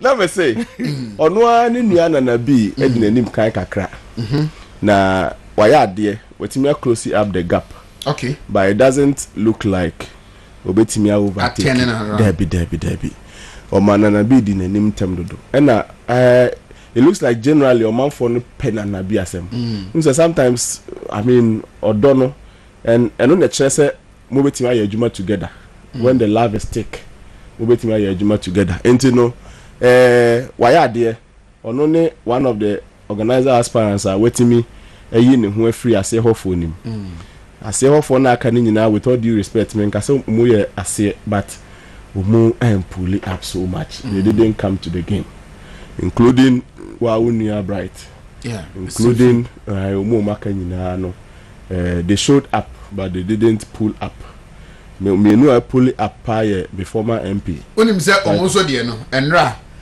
on most of the WhatsApp platforms na enam so say oh enra on na bi akwhia e wo party officer clash e wo album ho ama wo piano na bi say nye bodyguards na wo ho security for the so mu a enka wo tetwem na bi enso so dead so ye bema wo mra and that title na ni hwe no then anwumre be 10 ho ma hu say title so issue statement say the last one na bi kura share one was omukọ file na you see baby ah me titles why are we doing this to ourselves? Your friend intervention me to the interventions on the band ho be fe ebi me friend propaganda ebi me friend say it will come and you see beba bebre beba and I'm sure these people are in the game. This is national level election. Titus knows about interventions that will come, some to skew things for him, some will skew things against him, and then the him. But the titles that I know, me say I'm a former MP. The titles that I know is very gentle. Those the titles I could peer wine at the end. Are you serious? The titles can't do that, and I say we won't name titles. And Nana B, me name no. Onye gidi. Nana B elevates everything. Ajune. Yes, sabi. Ajune sa. And honambre. I go start to say we use was. Na is why Ajuna sa no. Who so be started to nsapena obwa. The thinking capacity has been exhausted. We try the thinking capacity. And these two people can't do that. They simply can't do that. Oh, this is so mukure. And Abi is a lawyer, for Christ's sake. We name assault. What are you talking about?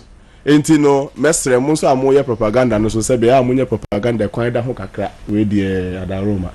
The two of them are just not like that, they can't do that. Ain't you know, I will go for Nanabi, and Titus would be doing well, but I'm not sure say what he would do will be enough to overtake the lead now. One more no one in here, Nanabi. Diamond, but yeah, dear feedback. I mean, and send the message near deep, the message near thick, and then you'll be. I think it should be consoling to him, even if he doesn't win. Say at least he came up with a message. Okobwa Nanabi, and Nanabi found the message. So you have called the election for Nanabi based on the lead Nanabi had, and I'm acknowledging the fact that Titus actually has joined the race strongly. Only that it is rather late. I think next time, if he faces any other opponent in the organizer position, Titus is likely to win. This time, the Oma lead na Kesia Mandodo, and he may not be able to overcome the lead. And I'm congratulating Miami Nyaba, Kate Jemfua, and I think the treasurer and so Nipa Mino Mujina race Nipa Mary, and on one in CNN, so CNN war treasurer and Ameba. Yeah, the two of them are in the race. Propaganda kitwebia metefa Mary when one ajo. It was like me can't propaganda, so I don't have to propagate it. But she should be aware say such interventions will come. She shouldn't be worried. No ajo will be frame me. No, cause Mary, do be a cast about Mary. I'm saying calm down. It will be yes, he is trying to exasperate you. He is trying to get you beyond the aggregate level so that you begin to. So treasurer, who is leading? I would have said another minute data on him, but from what we have heard and from the feedback I've received from all the regions, it appears your sister Mary is a little ahead of CNN, but they are too close to call. Oh no, you're too close to call. If Mary thinks it is a cool chop, it is not a cool chop. If CNN thinks it is Adia and also Enya, the two of them should do. Chama won't to me die nana. Not Chama won't to me say. Oh, okay. So Mary is a little ahead of CNN, but they are very close to call. And Ra, I listened to him. If I may hear no, good evening Ghana. Okasa in his dream, who Mary. But he has also felt within him, say, a gentleman, but very close. Yeah. Into Mary will be onye. And Obi Oshe, good evening, Ghana. And compare no on playback. Paul Busan about the national elections now, all Kasano. And Busan about the dream. And I tell my yes, that is what he saw. Maybe I bet to my son. But baby, on the intuition. I catch and says, I bet to my bano, the treasurer. Now, our culture in young Mary said, was a gentleman. But very close. He used this word very close. Into a Mary will be beer. If you run, I don't better now, or Casana Bessie, a China, onye. That is what Chema want to be saying. Good evening, Ghana. You see, there is an intervention via echo against me. I'm casting to me for my number, so I be a man for Betty. I could feel a little more at the but your palm a catch or know about no money. Then he does something about it. It tells you, say, the one you're careful, his closest contender is CNN now, can overtake. Omumi Nune is very close to call, and I will wish both of them very well. But Oman has one form for the interventions that will be coming, the propagandas that will be thrown in. but quite throwing in a sort of no, but not in an exasperated. But man, Bibiazo, and yes, I'm show now could behave out of the normal behavior kakra so and also a bema who crowd camp for kakrana what me saving crab beti me at the before LV camp. And to be and so exercise a lot of restraint or back and I'm ne kasa also free or no free Mary in the camp. We immediately started getting hyper.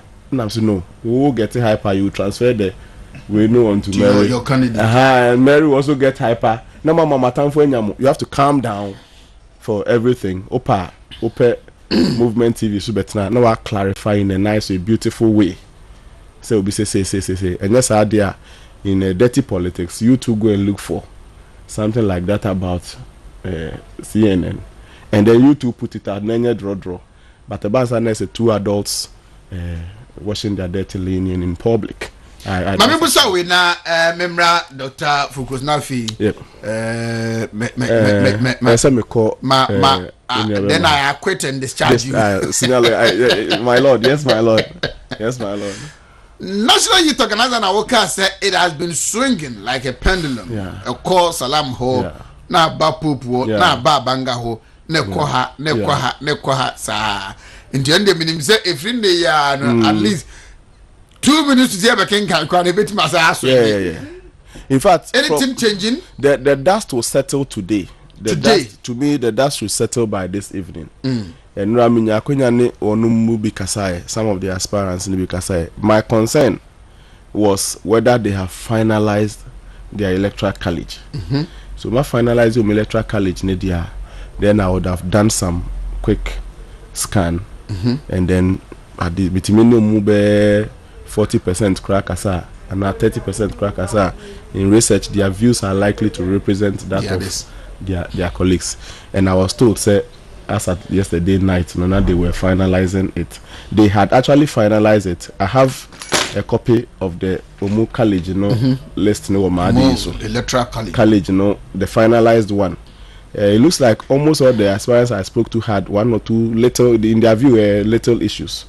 Definitely, I won't be anyone my buyer. I'll be any issues with. So for me, now I'm worried about whether they have issues with it.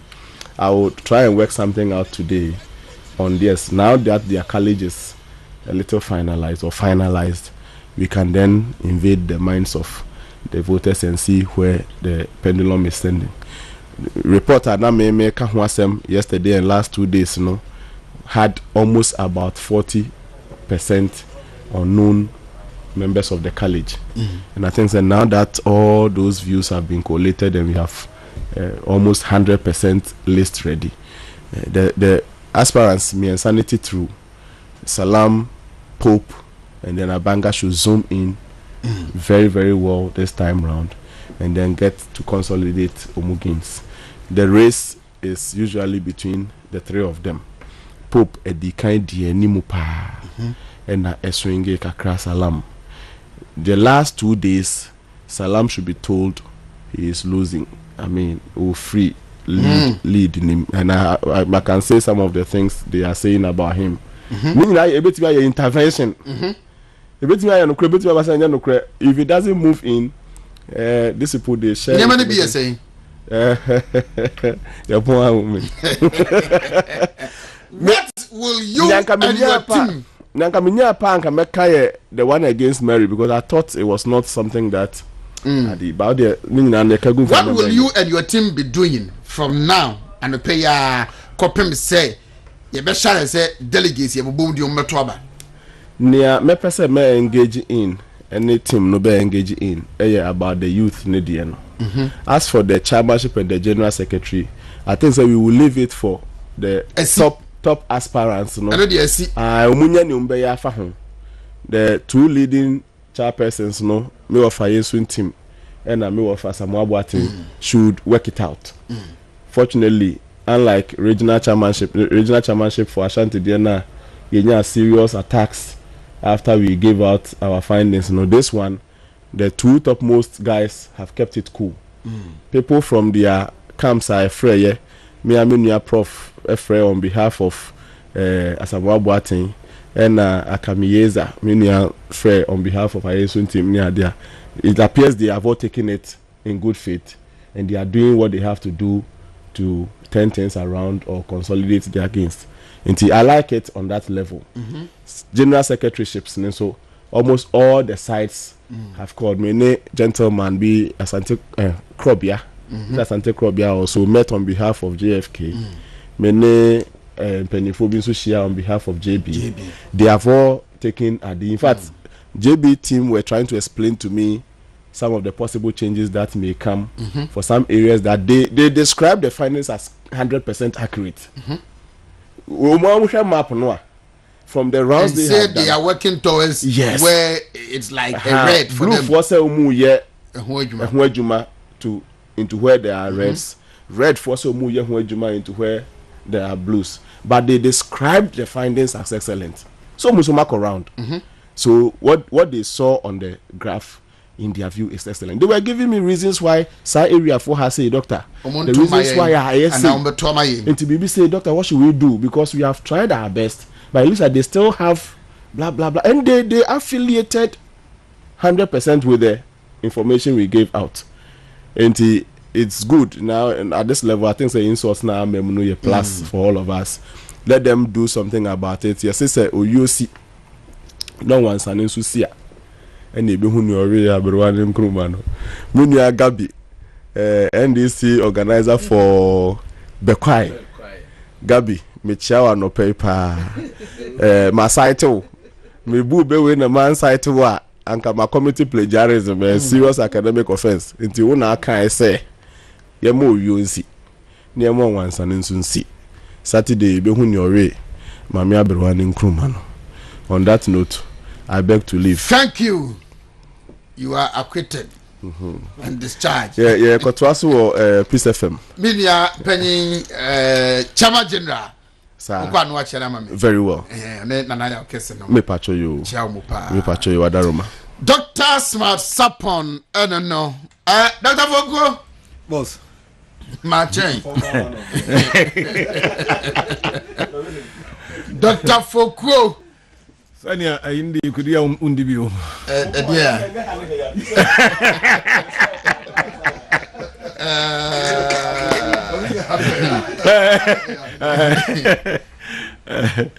Boss.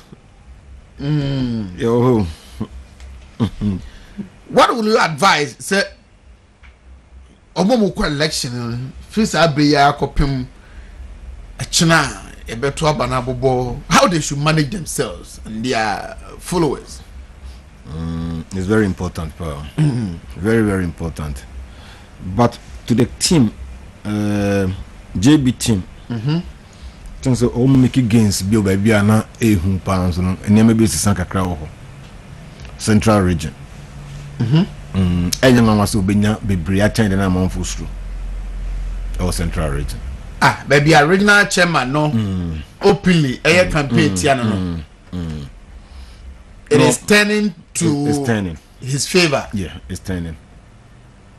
Central region. I say be call Hon and say, no coach and so much more many big brassy. It's turning. It's turning massively. It's turning.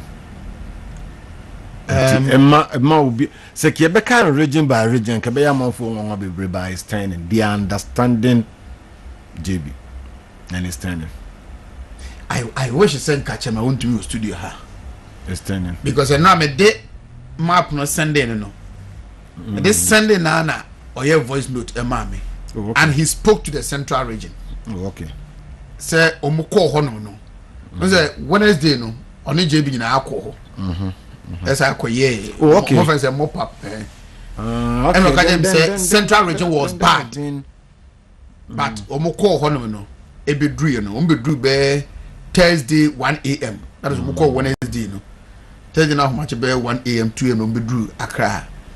Obedru and why courses and he feels they can improve on what he saw on the map. I want you to look at the Chamawun factor in JB's campaign as an election year. Okay, Oh, na say abo bi abe kese a ese obo doros ade osia preku. Chairman Untimas speak now, he's a golden boy. He's a winnable machine.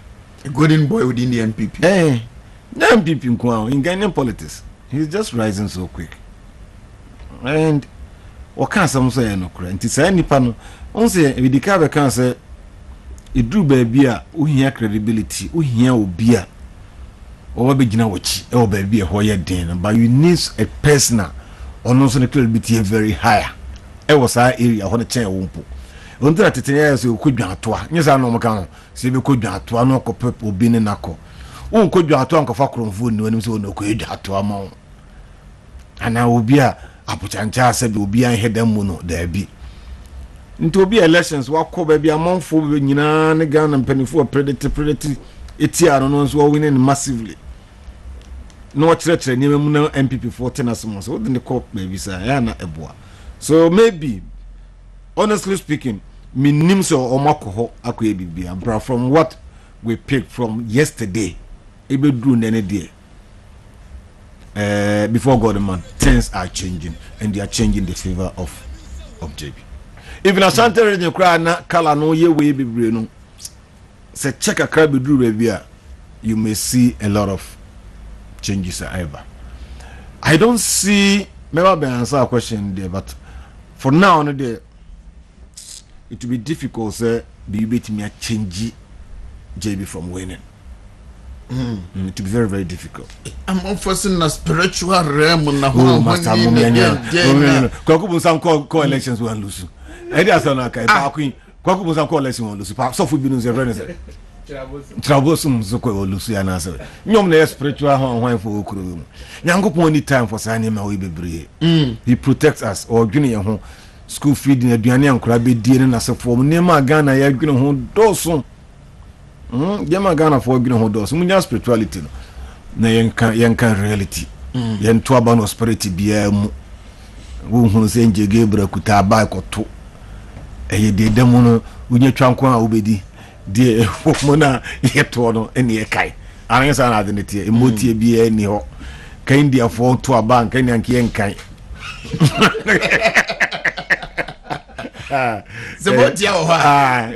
Indiana Professor Hindu, my son go for never blew over.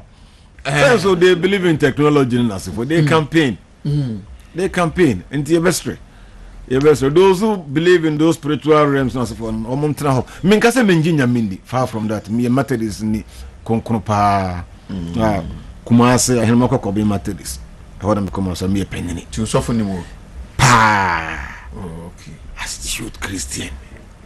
I'm a GBBD. But sa batuone sa nema we mude. That's also for crack to about open vigilators. And agents. As of 4 pa eko to about ye ko yi pop konkono kra no vigilators wo ho. You mo say amfa. You wa no mo change kala na you see the ba no. Tamana Paul ye Christians so na boyandos anime na no. No take the actually. You know the reality in the nuclear things are changing and they are improving on JB side. Also, near interventions are where the free fraud and to be interventions and near my idea can Henry also be able to discriminate on them and a biane there be on bed car and as a phone na cabinima you might be so bad attribute to the negative be able to attribute to some camp. And I thank God and I thank David said Nra minim said by be being clear and David and David spoke to the distance very well. I tell say no man a chance I'm gonna so actually much almost say all mona all organize it. So bibia anko year far from that David more organize no mutiriso ne yam anya sa na identity. Se ko year unfam ku mesra no ho no mpani ba bi ntina e mom fanko se obi say we wo mu bi especially incumbents now almost say corners so mo different positions no so one man here man for be any be ahye o basa obi kai ko say obi aduane anko yi ntontom nko spray dem ko obu spray those things nyina they are likely but the able 2 MP before the 12 and say they should think beyond pettiness. A corner that anymore mokokono 2024 no enye gari ni adua anye de ene nye ntontom obeka me na ho hey ya money ntontom asi edu kati amu de ekosia nti ye besre say omo live above pettiness ade ba kwanso na e kopa e wo mu pa say omo no was God chastise those he loves so much omo no omo kansem bebretia JB no omo nkantia no so omo tan no omo se ya jiwudi ni se nka obeye we na wanye nanso ni se kon no de ma wa na betimi de yakọ etu ahwe ya you may social media mo na bia ka se ni hu da na sefo nti no omo ntoma no etie kwayesa na akwa chema ntimi de ni bi na wa yesi eno wa yesi enam sa ni nti na manfo draw conclusions enia ni opponent ni be win 100% oba wo 1% ni 1% ama wan hia be ka say na regene sa ni ma tan MPP atoaba akoso atoaba no be koso atoaba and I think say they are always improving and improving regen crowd on tan tibi eya de na otie sika ni sa ni ma no and nobody is preventing obiase obi osika so obi nchesika so obi yede oya so man scan ni so fan ko tonsu no umo bi 2000 vakoto nsu kotu ebura we scan na de amano you understand it scan na de amano no the 2000 Ghana cedis asem say pato nsu no say TNT the plane man by o check ye nyina from Kumasi to Apache me mo bi accrediting airlines ho phone nyina no yes they na so mu pa 500 and something Ghana cedis they say hour 603 say it run round trip ni say Kumasi ne have for nyina 2000 to maybe 5000 say o say any case ka scan na de amano me catch us aba manfo betu say see ebi no catch us so for set tight no mo koba no ma betua no mo niska mo kwa aba tight mpo bi de attach we big school fees e be yire mo kompo nsem wo nyina ye kura bi postpone so mba we o mo free akwa no makoye it is there hey the whole world be omo to aba sanye ma we be brace but we try to reduce its impact on the quality person to lead the party. Do you want to say secretary ni mana be constant and influence decisions. So what check it will be the mission here. Will be to become a constant. And idea be influence will be so uncle to may not necessarily be the secret, may not necessarily be the jollof, but party near you say region constituency we una odi animu. Now bebo ma party na kwa anim no nu se papa we wonye ontimi mo party no ba jollof anwa mo de mo ntu koto ma no we ni pabone ni uyo mambofo tetina ka kwa mitua asanteme kwa mitua saka kan ho bi we leader there try say obey leadership we na party ni be ko nanim so man penin da akofo kan say it's better say obey even watchman as with all respect ewo party a ewo pa o mchen say obey we wo party nipa. So all actions ni nyina enje towards making MPP popular once again and they make MPP retain the seat. Ghanaians will never forgive you guys if you lose these elections. Train kwana mine kama na not munyanwie no. Omo ba ombetu ton aluminium scrap amanko fu adikwa. So Ghanaians are not going to forgive. And Pagana for before the economy nice. It is normal for Ghanaians to get angry, and they have the right to get angry. That doesn't mean so on pay MPP. The alternative is empty. So don't give the power to end this on a silver platter. End this by win elections is the mistakes of MPP that makes them win elections. And say me a bio and a wusun dia na won head anye obi a wusun ade. Right. My boss. All is set. The one person I'm betting we muchina. Ami. Na ida akoshishe so. Okay. Mo kone say. Dr. Fuku. Say bula ni kutu. On beso be mama obi be ma TNT 2000. Aso ba ha cho. Awe tranka na o tuni o. no boss never heard you man. Master. The issue about Nyame Adma Saturday abana ebeba so no. Nim therefore the one research baby abeto abonten. Yeni ankasa ya de nyina Dr. Smart. Am I the dynamics of how our election between akwa wie. Delegate na ankasa eguso ton message. Sanya be ya de omadi nkan aka kire tememfo de da no. Kakra na yesa be ka ho no betumi am na wie ne peye kra. When ba de no so to nchen ya. Constituency officer bia na regional officer bia wo fini mpesua so eba no. Wono so wo message bia ye de asoma no. So no so mfambra. Enti sa nyema wo nyina be ka fia. Na nyame adoma ye da wo china no and make it decision for the party national level. When ba me can say because aje obia ono na no boss leader and also one listen to the members are ono mo ye adwuma. Some of us when we were coming through your consultation your my direction as to where intia yen kwoto aba no. And the reason ti omo susie ne sa ebeboa no omo de kan ma ne sa aboai. And inti de me kan nyina ne say party we anasa aba we ye kwa kwoto no. Ne nyina so ne mpompon so pa ne wie ye ne say hinam ne betumi adi eye party yenim. Ama 2024 yen agenda esi eni so. The history that we want to make no e betumi aye possible the amane. Apart from this nyema bi e tare ho bia no oheneba emboa ma party ni gina apɛ no enwie yie. Me can we because one of buy na so nya obi ade the message buy. So just as Andra me bra pen David ekan ye no. The issue that say me buy we ma me accommodate me. Me nya ba bi anda tontom awie me. Me buy me TNT no we die esose no we die ne so. Me buy me hu say nipa sumesi ni weni we na kaka ho nyina no. To me no me hu ni say that shouldn't be our target. Because target no ene say nipa no message no the buy no. Emudodo say na tumi link yen to the victory of 2024 no. Se mudodo na wo nyina so ni gina pensa ade a. Then we suggest that we should go for that person.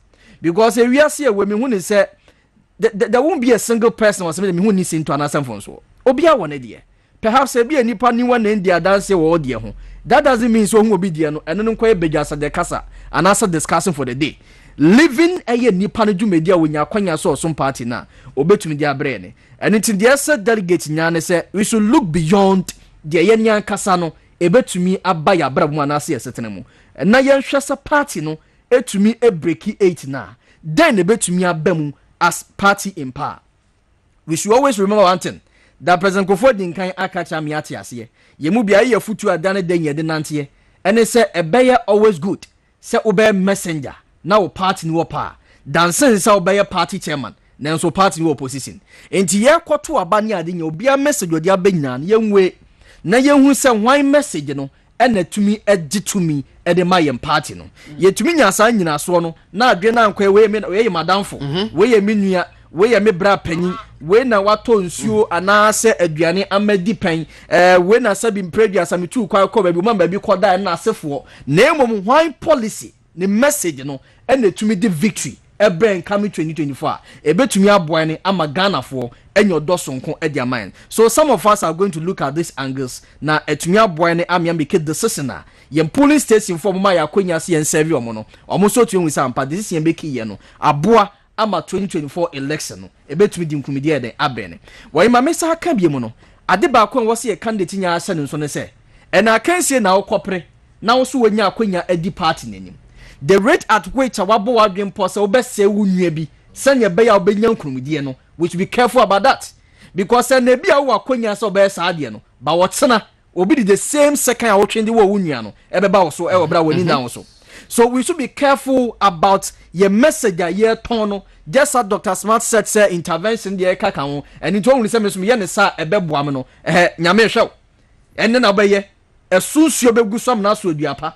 That thing bia we betwa no ja besi umfitiri am na fifi. So we should be careful about the rate at which a person ye tag ye new personality or in the name some person to me at all costs. Would you at all costs no o message you should tell us say into minimum at all costs. It's not about propaganda. Any name be abeye twa ni ho asia no e na be ma 2 minute den aba wonsem. Enti e be say delegate no say ye ma ye ni enda ho because your police station from they are looking up to us. se eye nyame ya adoma 2024 no ye betumi ama nkumudie no asabedi party ni nsembiem na ma transformational agenda Ghana ye go through no wahene ba etumi awie peye because just as Dr. Foucault said se MPP free abemu ne trust me the poor policy about we dia benyinara the digitization na Dr. Baumi Adaro we di anim ame yakọ nyinara no ebe wie se bi mpre ehun bi bakọ wie ni nyina abedi agunsema ayekwa and the NDC to meet us as a party no catch and say no one office work I mean administratively no omo call digitization then they should give thanks to Dr. Alhaji Mahmoud Baumia but they will never do that and until what say MPP as a party yenye safeguarded the interventions ye dia bre IMP cancer Ghana this year ebe so mo si antumi anya ne sa Ghana for ebe disappointed in us and until ye say one na wa fi kwan so abeduru one na onam kwan so wo ba nyina se aba we na ye kwoto no ye hu ne se ye kwoto aba no e dia ma ye madachi for free SHS ye hu ne se ye kwoto aba e dia ma eyo my konko Ghana for the industrialization process of my Ghana ye go through ama one district one factory policy no abaya order of the day na dane de nya owie school ankwadwen se aban payroll no eso ayema wo tena fie for about 6 or 7 good years ansa no wanya kwanya no is only NPP as a party enye betumi ama saa nyema we nyina no awie ne peye but for why na eboa amana awie ne peye the obu amana awie ne peye no eye the national leadership the regional leaderships and then the constituency officers ayeto abade amomo no enti ye besremo say ye dadwin kase pa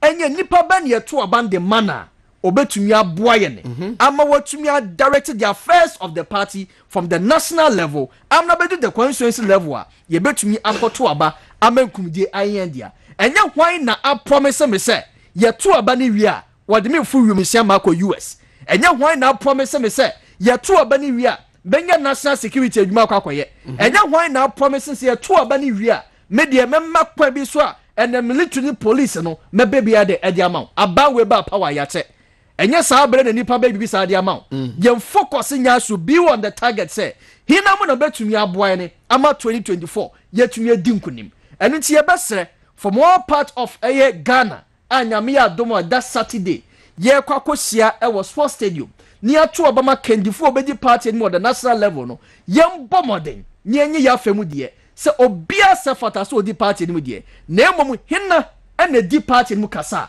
amanfo betie no. Having said that, the pivot of our party the national organizer position na ye betumi all the positions say embra on board embe serve your party mining but the pivot point no nyama nya ba dane afa ho ama bibia wie ni pe na tumi asane abedo down no. We should be mindful about that decision you can make no.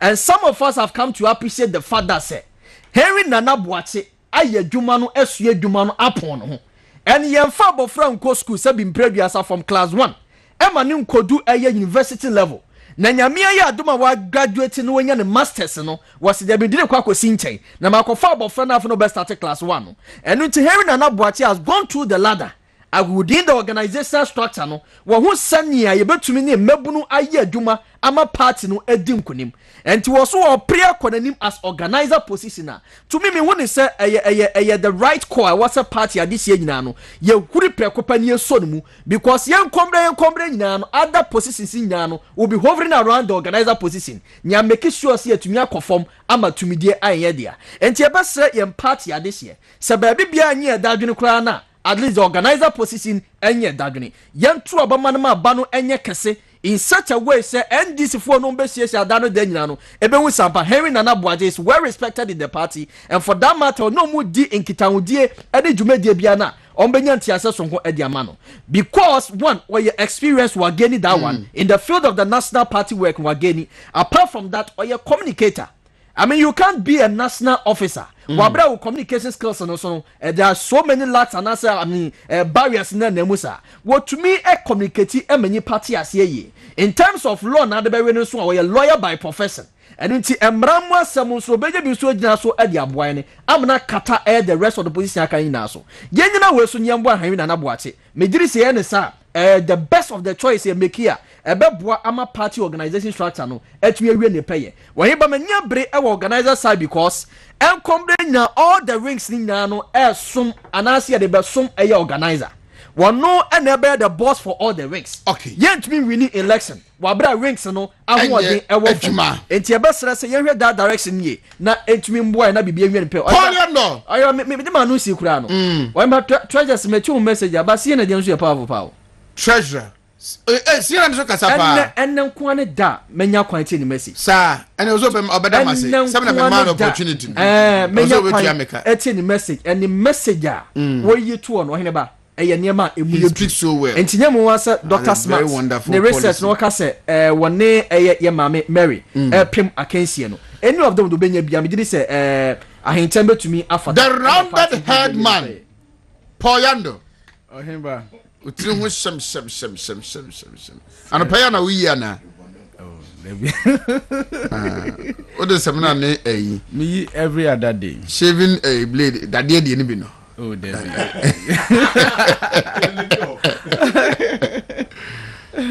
Na me yadu me go toba. Chira. Oyeba dedi kai. I was me bo chairman apaso. In fact, this is my first time coming here. Na me share senior hasitia. In fact, Kumasi for no ba ha na umbe hu a. Ye be say de e wo interchange hu a bi na modi o ayu. Uti ase go studio wo Kumasi na mo hwede wo ha ya ohenba. Wa hwa protest no be kosro. Na me bo na baso. In fact, mama ye ifie in Accra ha. Uti ase in the evening I'm afraid wa me yes say me ba. It was welcoming. Say my ba and cry. Na me feel say me kwata suppose say be so the wine you too. Me yes me ba studio na ma ba bedin komo. Ohinba it was so welcoming. Say oh brafie ni enkasa. In fact obia so free Kumasi a o ba bia no. De ba ne ti ma ne say o min ko untumi station. Na min konkon kasa. Tumu ema de ye kan ye wo Kumasi say untumi it's not just a person but institution no a simu p a shemu kina that is the man is establishing himself the whole of the country na oma MPP no yaji hini ma baby obedru bia no wanya kan say aweshemu ene enjentumu soronko. I'm so happy say my share such a wonderful family. And now one thing so Mesa can say Andra Mitie chairman good evening Ghana. Now in fact chairman Idine Chino minu me hoda. The man speaks from Nyansa ehumumu enwode kasa.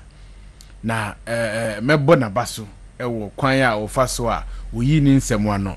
Na ni nyina no I will attribute it to group of lecturers here. Ye frɛ wo young patriot ohenba. They have done so well. Uti ase utie panifuo ye omudida anu ya. Dr. Fuku ni Dr. Smasapon, Dr. Noma, Dr. Free. Just say they are wonderful guys. Just say ohenba me no ya na I enjoy academia because onipa bia obeku animu a age se what me develop wa adwene to a stage everything becomes normal. What I say than superstitions na ye dreams anema no where enema omode gu akwemu in terms of research no ohinba eyade a eboa na ma yehu yenim de ewose ye. What I say, uti wiase na unje researches ni ade ndia. Na yese wan kasa no uhu baby a wonam. So what I say, you know, for us to discover such brilliant men, minim se ma ka ho a eye ade a mebo chairman ene wabaso onhemba mabo mo ho modern papa. Unse nkofo bi wo ho a odo mo ka wabra bo ho a eboa e shaping life. Ema eniema timi ekoso. Na minua David Boachisu so there. In fact, the whole Ghana no. He's a co-opted member of the Ashanti Regional Executives. Ye fa no wuram bebia. Ya co-opt na be kan ho. What you say senior. Wo mu kire nsemu. sawa ho nyame ya dum ne tinkomo a nyame ya dum ye tinkomo next 4 years say sa abremu mo beti ne nkapa sapepepe and I'm so happy to be part of the chama wuntumi wo ba bia yes what I say me nua bright so there in fact wuntumi communicators no waka ho bia ye nu ye ho da say ye share ye nkomodie etimi akọ etino I'm so happy to be part of wuntumi family ye nyina no hwe adwen a enamu no e ade beboa ma party no ho do etimi akọhru oheba si ehwe abato a eba bekosu ya ti said ya minuanom kan ye no enye nne na dodo na ebeba minim se dodo na dika ba abetieti ground so ne ade se ne nneema siko metimi ebofa stadium ho kohwe se ne nneema siko mebo mabaso. In fact, organizers, they have done well. They have done well. They have done so well. Party, friends, paraphernalia, or said then, no one two boys here, no, it made the show. So as I say, send your matia, decorations, ni bibia, koso, euphoria, bano, manija, sonko, and I'm telling everybody, say we MPP ni. It should send a signal to you, say. Among for message, your modinam as a party, no, and a co-position, and what didn't and Tessada. Ye was through, eh? Yes, a party now, and then would be a woman, I tell woman, comedy. I want to go from where.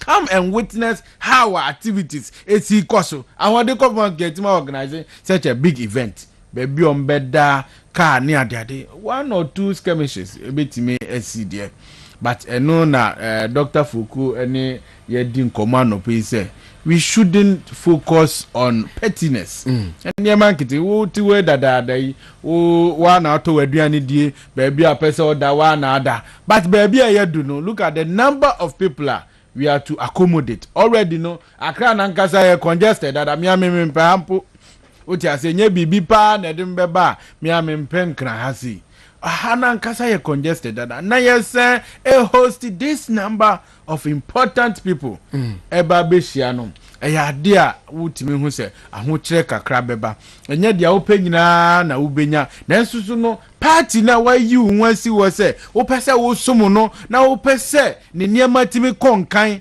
na ye de dane NDC for propaganda nti ye be mene enema ba ku mienu bia entimi enkoye na emom no yama papa no edi yanim ama enkunimde etimi aba oheba me de I will tackle it from national no nyina no ade na ye clear aba no ye to no kwada no o ma to awie o spiritual realms na o ma awie bibia kama bibia e kire se wo mo meyi wo mo no ye yi wo mo awie Uti say na the oba bia so no why na adwin na wie dada so nti wo hwe national aspirants they are all equally competent men so we chinya daje na utie wo mo I think constituency executives they are so fortunate to meet them utie nipa nanum asema de wo mu nyina ye better I think that they are going to find it difficult in choosing among the best because ekofo eba ni nyina no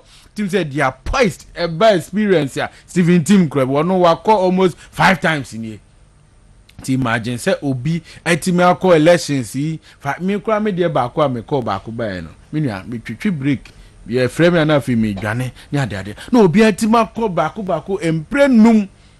Utimi say ahonfamo yes national level What I say, ahonfama na no wo say opese osom ne party ene me de ye nkranhye kese e ma me say ye nya mpanimfo sa consistently no opese osom tie ye ru asama batin professor me yo konfi ye ti ni din na enye ene what I say ye nya asam kito with their rich experience what I say no whichever bia no a delegates mobeyi no ababia no ye de MPP ni bia ye MPP ni we shall work with the person because say institutions no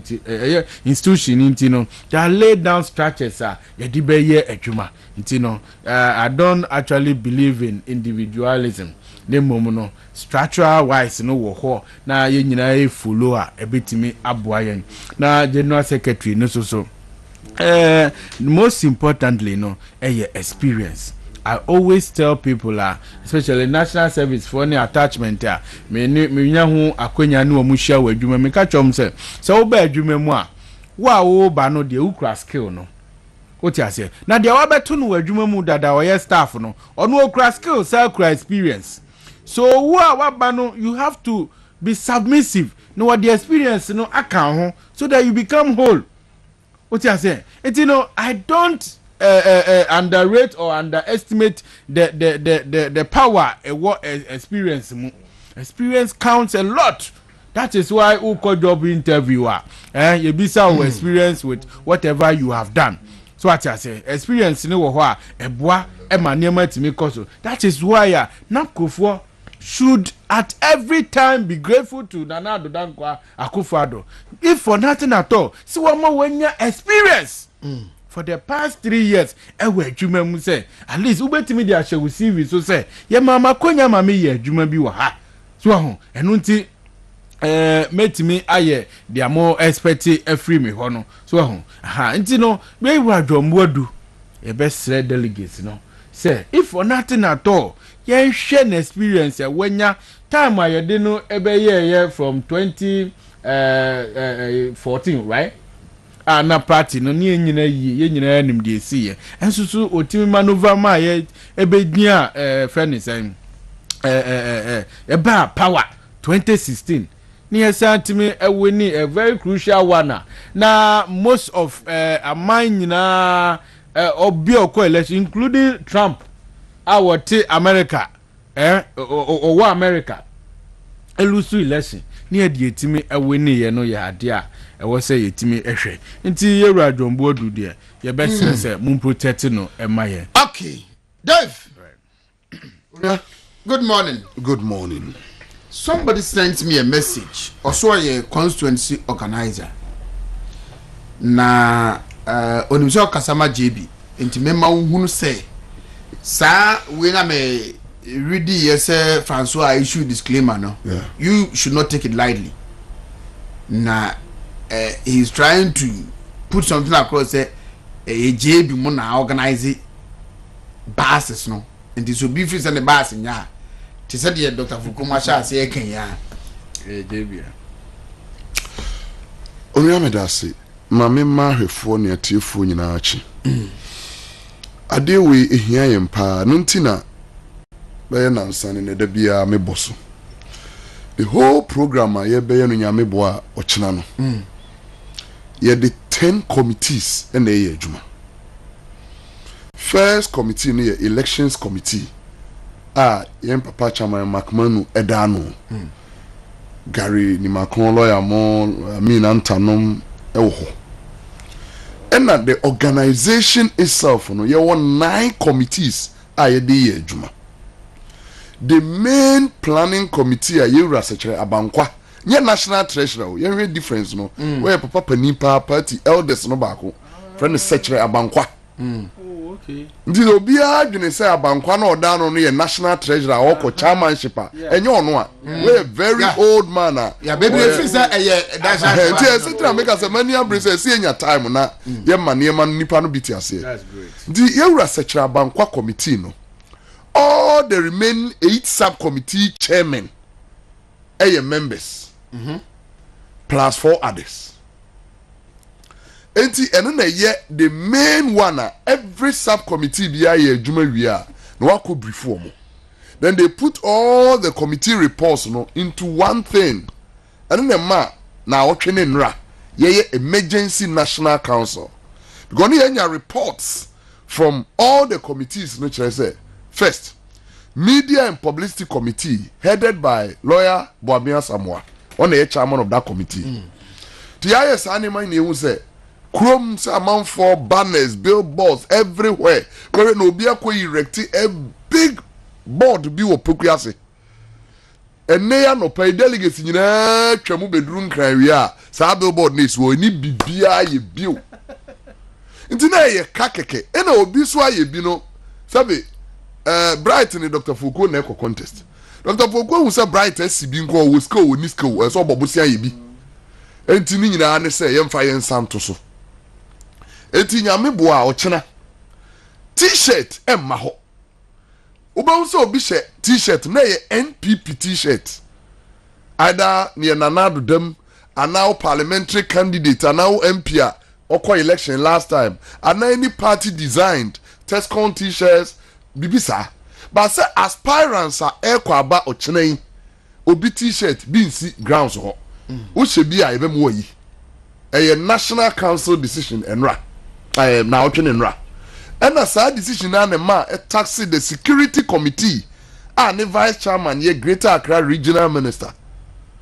because your opinion back in terms of security hierarchy no or what sort of saying regional minister the one that chairman of the committee member ni on the security committee no na ye taxi regional minister say on the task force because ye can say aspirants na go yi or mobile balls and banners ne be ne say obi be ka say me or apnof Timon try me ba no aka cho so beduru nra the delegates yi ba nyina isisi ho to ye de ye mpe obrekra regional minister na nka samfa task force enyi all the billboards and banners the new bakroma obon say krom bibia sa eni o ochira ye brass band jama group samamo group unya access to even stadium yard no ansa na wawrem delegates nyina nti ye wo Whatever my memfa atiefo emfamu maako ye wo the committee ankasa yura sechaba nkwada no na ye wo finance committee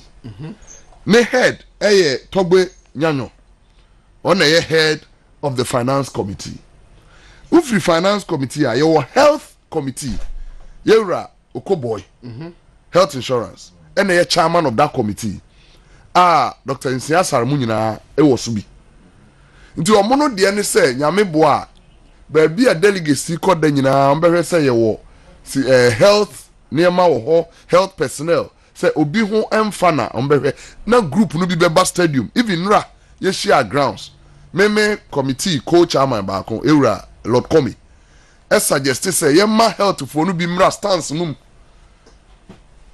yeta mani abra me stress we no bibi be stadium ho chena nti nra na current executives no bi supporters suggest to committee no say da bi ade we no mo hwe ni ya delegates no de be hye yen mpanyimfo no ti ka munya bibi mfa ho na ye take decision say ye ma delegates hunu say national executive ba kokora enka plan ya ye no to free health o si bibi be system medru a mechire mu okay your secretariat and protocol committee remember your secretariat and protocol committee and we are headed by Brighter Champon on the chairman into omo na ye media accreditation Brighter Champon okay omo na ye accreditations for delegates in the no nyina any report to be out the free baby brochure e de be ko nyina no they are in charge and I can tell you say the brochures are ready okay conference joters are ready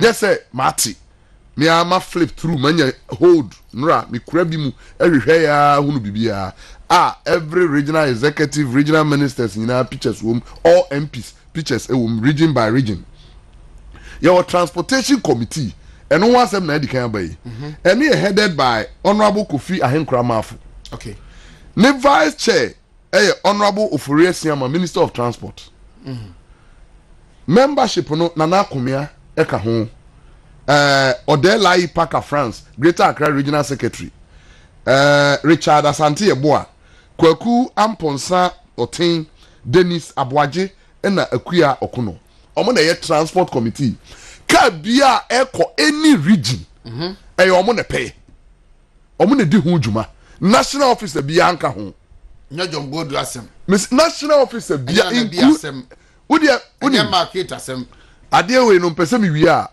me kire mu say committees we nyina no na aspirants no bi deda so the day of inauguration national chairman ne bobo din no nyina offer committee we no abo membership na ma sorry ye wie na nyina ye swearing in no bom na market at the food committee so food your operations and grounds ona me wo ye chairman ye Samia Uku co-chair Yura Lord Komi membership no we kra ho no ye doso pa enti ufri eno a oko media and communication committee headed by honorable Yaboabea Samoa vice Yura Kojo Ponkroma ufri eno a no aba food and beverages committee gift your worry Aboaje and a chairperson sa committee we food and beverages na ma waketi ka ho grounds and operations na nanabi ka ho oko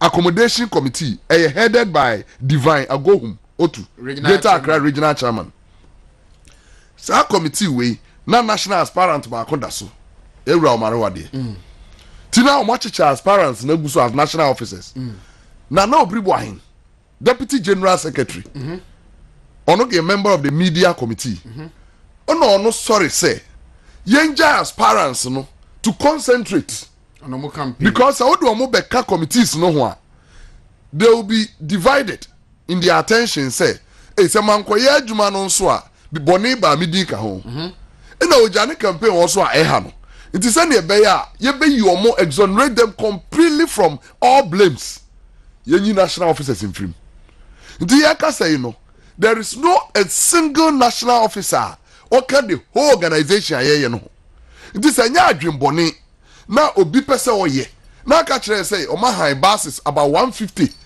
nationwide after all the delegates almost 7,000 or the wing delegates no be kan ho a na omodo omoba na se car no bi be say kwan so na se boko ka say eye John Boadu e na ampeka papa na unim ye wo ye ntra because John Boadu nka any committee ho na bi nka any committee ho ya ma amiketi nka bibi ndi se wodi di na nwumre kira nopa kira wia kira nwumre kwasi ada nopa na bibi anko yi amawa nyese national women organizer in charge of food manfa bibi anko hye no the food and beverages committee no headed by Mami Gift Owari Aboaje doctor but ne na make us say bibi be si wo stadium heneba on say stadium Kumasi Accra Sports Stadium enye covered stadium open enura awia emra ye wo grounds na sane na awia bo and say stadium ye open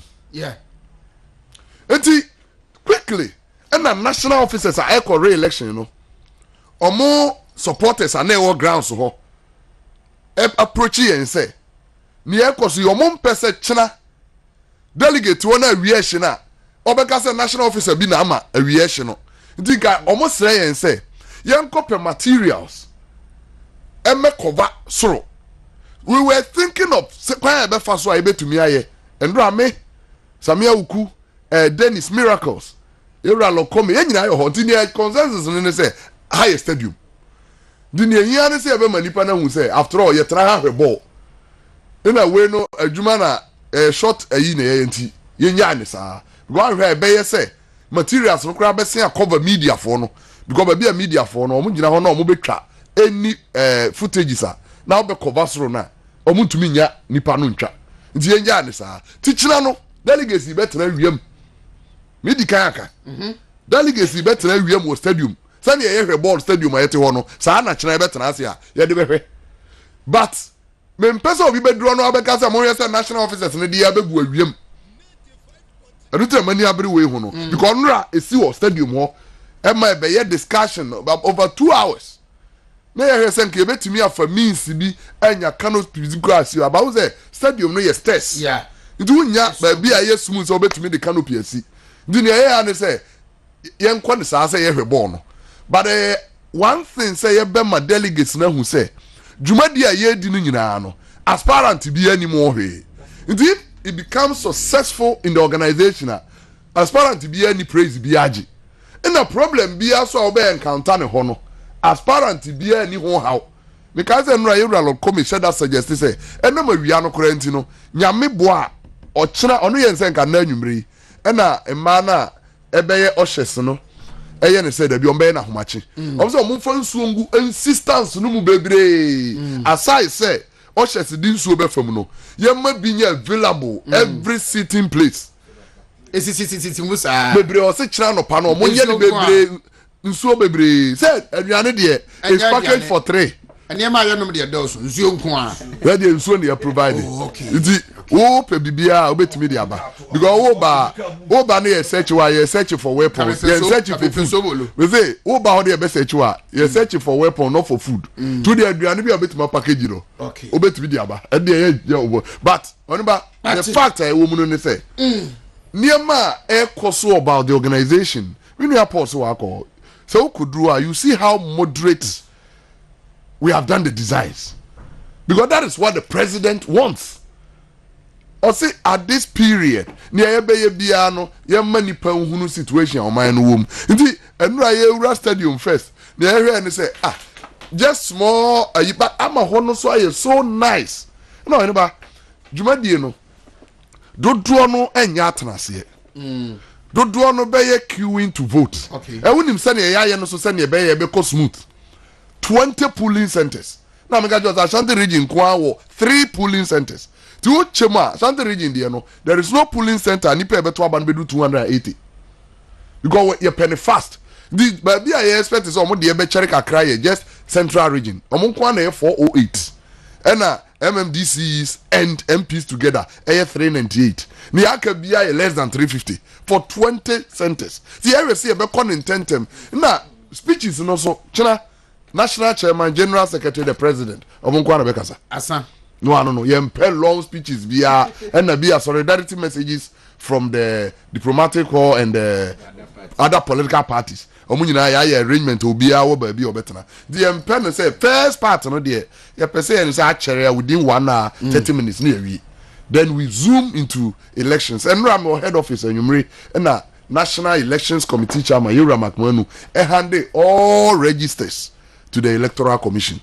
Betena one time ye vetting to understand everything. It is obi beye de de na meme the bus way for way more about me anopena mitio kakra na midura say Ashanti region 2 buses. Youth organizer say one of the latest conformer. Need deputies also the test conformer. But let me tell you, youth organizer be obena green say what test con list outside the regional chairman and secretary outside or pa unjaba. Hey, what's your the besi? Me say, see, mama kasa mbinchiro. Ni enti bibia nsi. Me masama bi mo kasa no munyai. And now no pay. Every regional chairman benya accreditations to your region. All delegates, they hand it to you, regional chairman and the secretary. The regional chairman list on one sanction or cheni accreditation ama.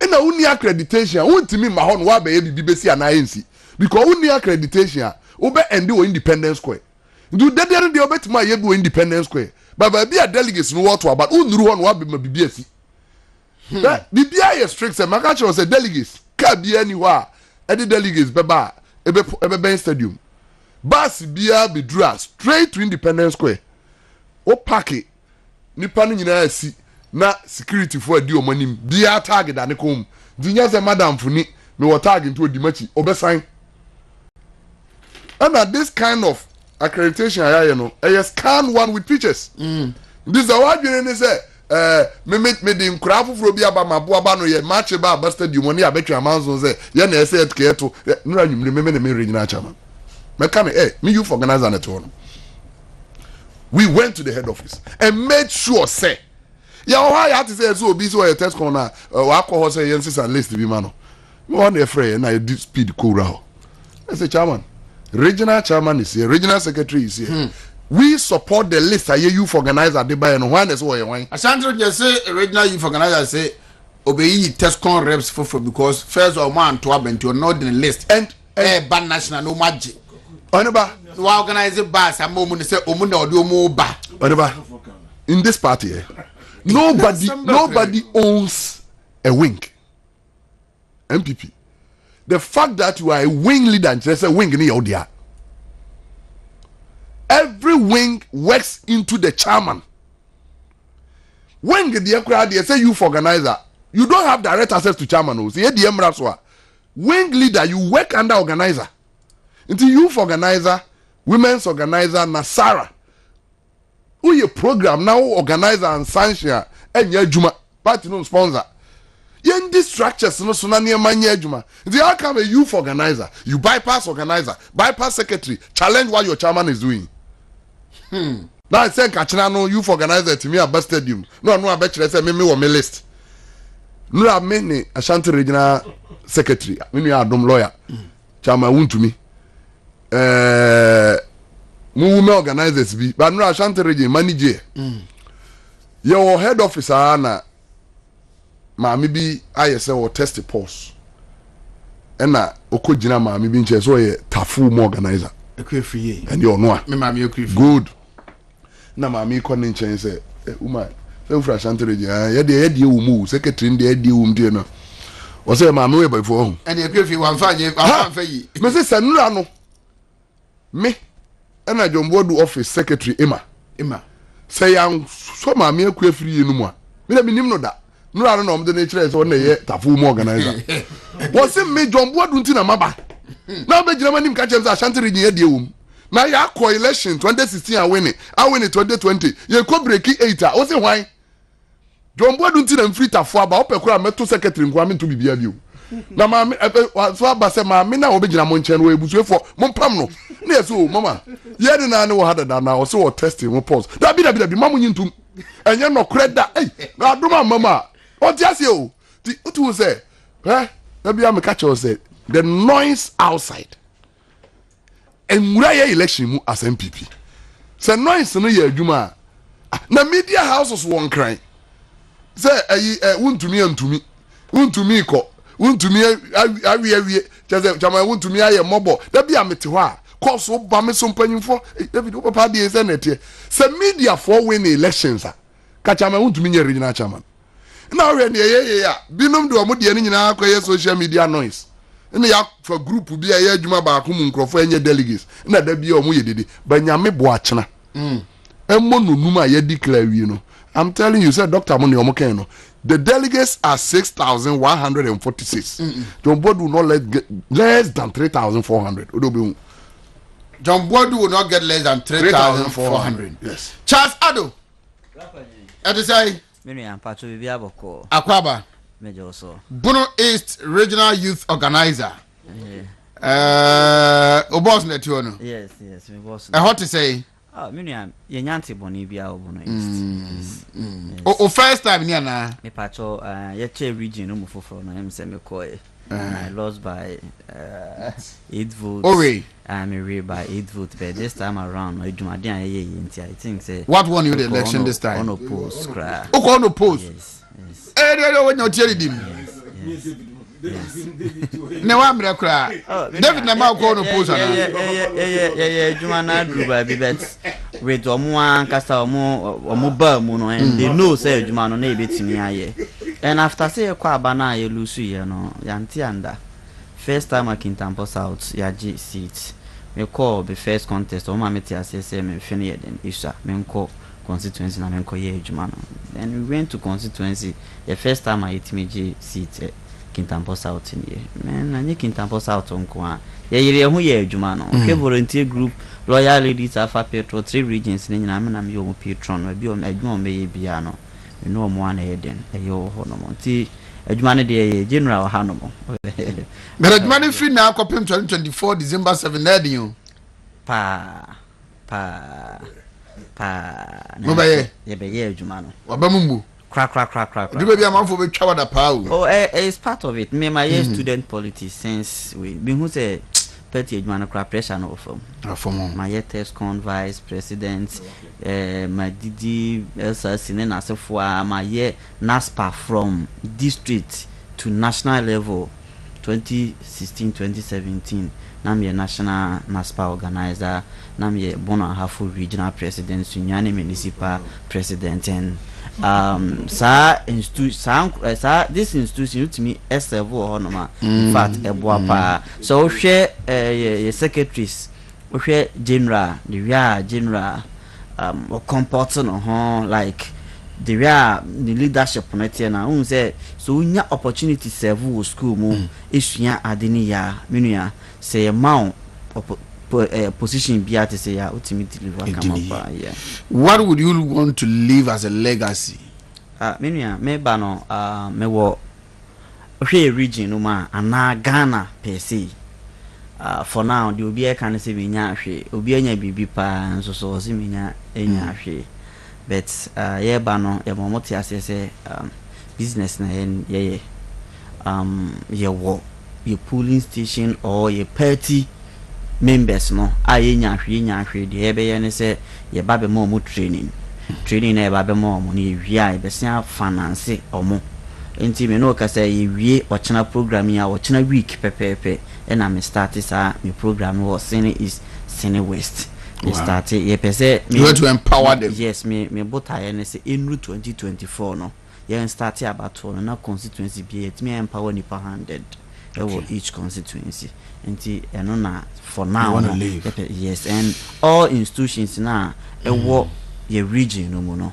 I was a youth no. It me every need the leadership of this institution, even department no department leadership no or see it me foul so be cry call see beauty pageant was school cry me sure said be MPP or munina be MPP for yes me no kasa see Kintampo College of Health yes here na omo yo beauty pageant you support here then and you would team ho no ma and you nya na ya bank cry yes you nya na ya bank cry team no yes I like that yeah.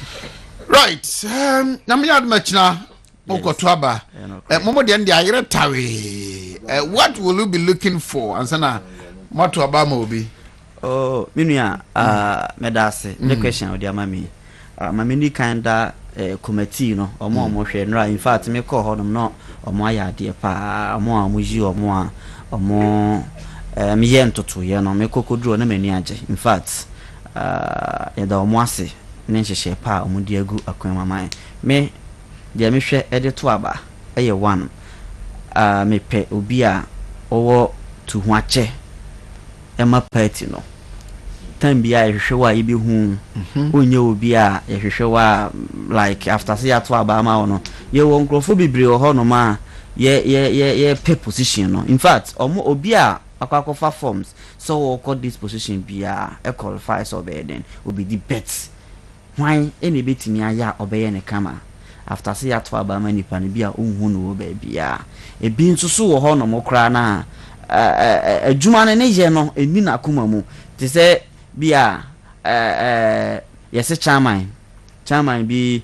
mababedru yemfa chairman wontumi mababedru Ashanti region chairman wontumi eye me national chairman na afi no bibisa no say a regional officer okra ofri himfa obete me na me ye chasa do obuno east say chairman ni mo bibia say onye party adwuma no so ye party adwuma me nua omo amu wo fie ha no mo sisie so kokohia no wa abonten a enya afi na nipa ne bi introduce no wa yeden achiro nti obi a wasum party no tambia ye program party organization yeden ye no na ekoba those sana me de me hwa to ababet me hwe so bi ka kire me say me brewska by the end of it me na me sika so nti me yeden no na say oji say skani wi na so wa hu no ochena bi wa well obi a nkan momu eye ne de ope wa ye party adwuma na obi bia te say papa chama wontumi say me say chama wontumi ye papa in team like time bia oye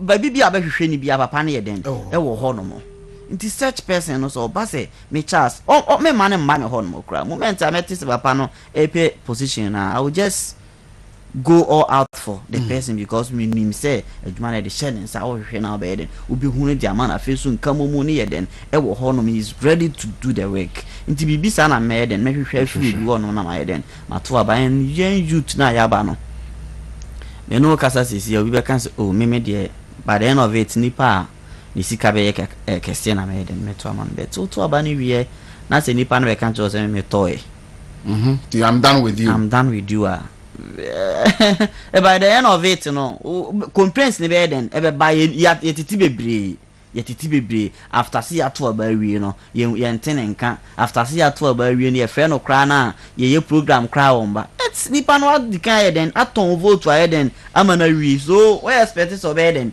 wobɛhu no wɔ hemfa bi afɛ na wɔbɛtene ka no because program na wɔfrɛ no wo ba be donate bibi na ayɛ den ama wo untimi mpie sɛ wo kwa abɔnten doing this politics sɛ wo kwa abɔnten wonni kura no wonni 1000 yɛ den ɛwɔ botom before wonduru program even program ayi so akra se no ɛwɔ sɛ bibi yɛ den ɛwɔ ho but already no di kan discanam ayɛ den abre wa wi into where so where do you expect him to get money for your programs unya enti yɛnhwɛ obi a ne commitment level no yɛ den ɛwɔ soro and mo contest position yɛ nim sɛ obi bia yɛ good biti say oko general secretary side fine enu akodi o fine gentleman party ni be hia no betenye nne on fa ranks no mu what you say no nsua ade no na so osua ade te say papa wuntumi ka kire no omra na omesua adwuma no osua adwuma no we are this critical time yes person break 8 ye ntimi nya bi da na de obi o experience so msi jan ho no na se ba be fa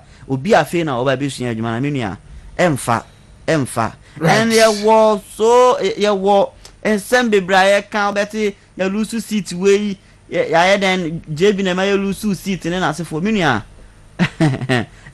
so hwe ye party no sisi ye ya ye last contest ye call ya ma me fa Doma West pe enye mfanto ho because Doma West MP menua Ali Mega former MP menua Ali Mega na ye den no wo ho no mo and ono so nanum e na me dey den me ti free ntimi for ono anko ono an constituency nye den enye mfanto ho bi so hwe Okodoma West a me 2016 na me Tescom president e Osunyane Technical University by then polytechnic ye adopted ni constituency a ye koko ye adwuma ankasa transfer votes den e ko ho no mo ye nua Ali Mega na o so humble no ye regional organizer na so hwe enua Ali Mega adwumade a oyeye okọ primary so timi wene enua edididididi musa na otimbe ye den ebeye MP na after so ye MP no what next enua ni DC kra no enkasa oni ye DC because ono woni DC a oye den o present no ya mfa sa DC na ma ono ne candidate eno hwe ni ntamu ho no mo nso so a eye nua adwuma na ye den ye ho no mo kese ono ankasa at task force omo ye den omo chi omo so ko constituency onu bi ono ye den e ka ho bi led by the youth organizer enuafo no hu se oba obeboa eno mu nyina ye den omo a even omu kra pipes omu twa enua no utimi kọ na wakọ akọchi omo but then of it no mu se enua ba wa ba no nye den omo na omo ankasa uni se enuafo nso sky den e wo omu nsam eno omo asan ka omo hu bo omu na omo se no eba yes ebe mu wako because yeba original chairman a ono no nka yeba oba party leadership ye wo ho no ma ono no nka yeba nipa o rep president wo no ma ono no nka nti enua ebe mu wako tena fie na wakusua no ma na waye den wasen aba ene ono de nam oni enua panyini kodua e de nam se jombuadu sa seat na yelusu ya no ka ho bi ti nsema maka anom sisi ye yenhwe emudian na jombuadu e ma no ye den esi ye wo e ma no si wo ho no mo onu ye campaign manager for kodua onam e na wo kasa nsem we what you say JB amia reduce seat that one kasa will sit ya wo contribute to yes what you say behavior no odi sie ye after say me so friend say see ya 2020 me man logistics me oba kumase na babeje ye de me ko che me region mu no enu abi oye very good friend oye very good bet ni suban ye den ese sign me no kasa ye nei so si jombuadu ena ma wolusu ya anka youth organizer no di sa bone no e wo ho no no di sa bone no ye to aba no se nka wo de oye good tinka e be hwe oso ato aba ma youth organizer no but youth organizer na lusu sa nkrofo na mu di sa bone ni nyina mo ye den ye call abato so mo nyina lusu eno ka kire en se wan kasa usu ne oban ana wo da na di wo constituency na enye den enye etime nkwa abonten kotum futuro enye den engu amanfo ani se John Bodu aye den am ye lusu seat but minim say make am I understand you.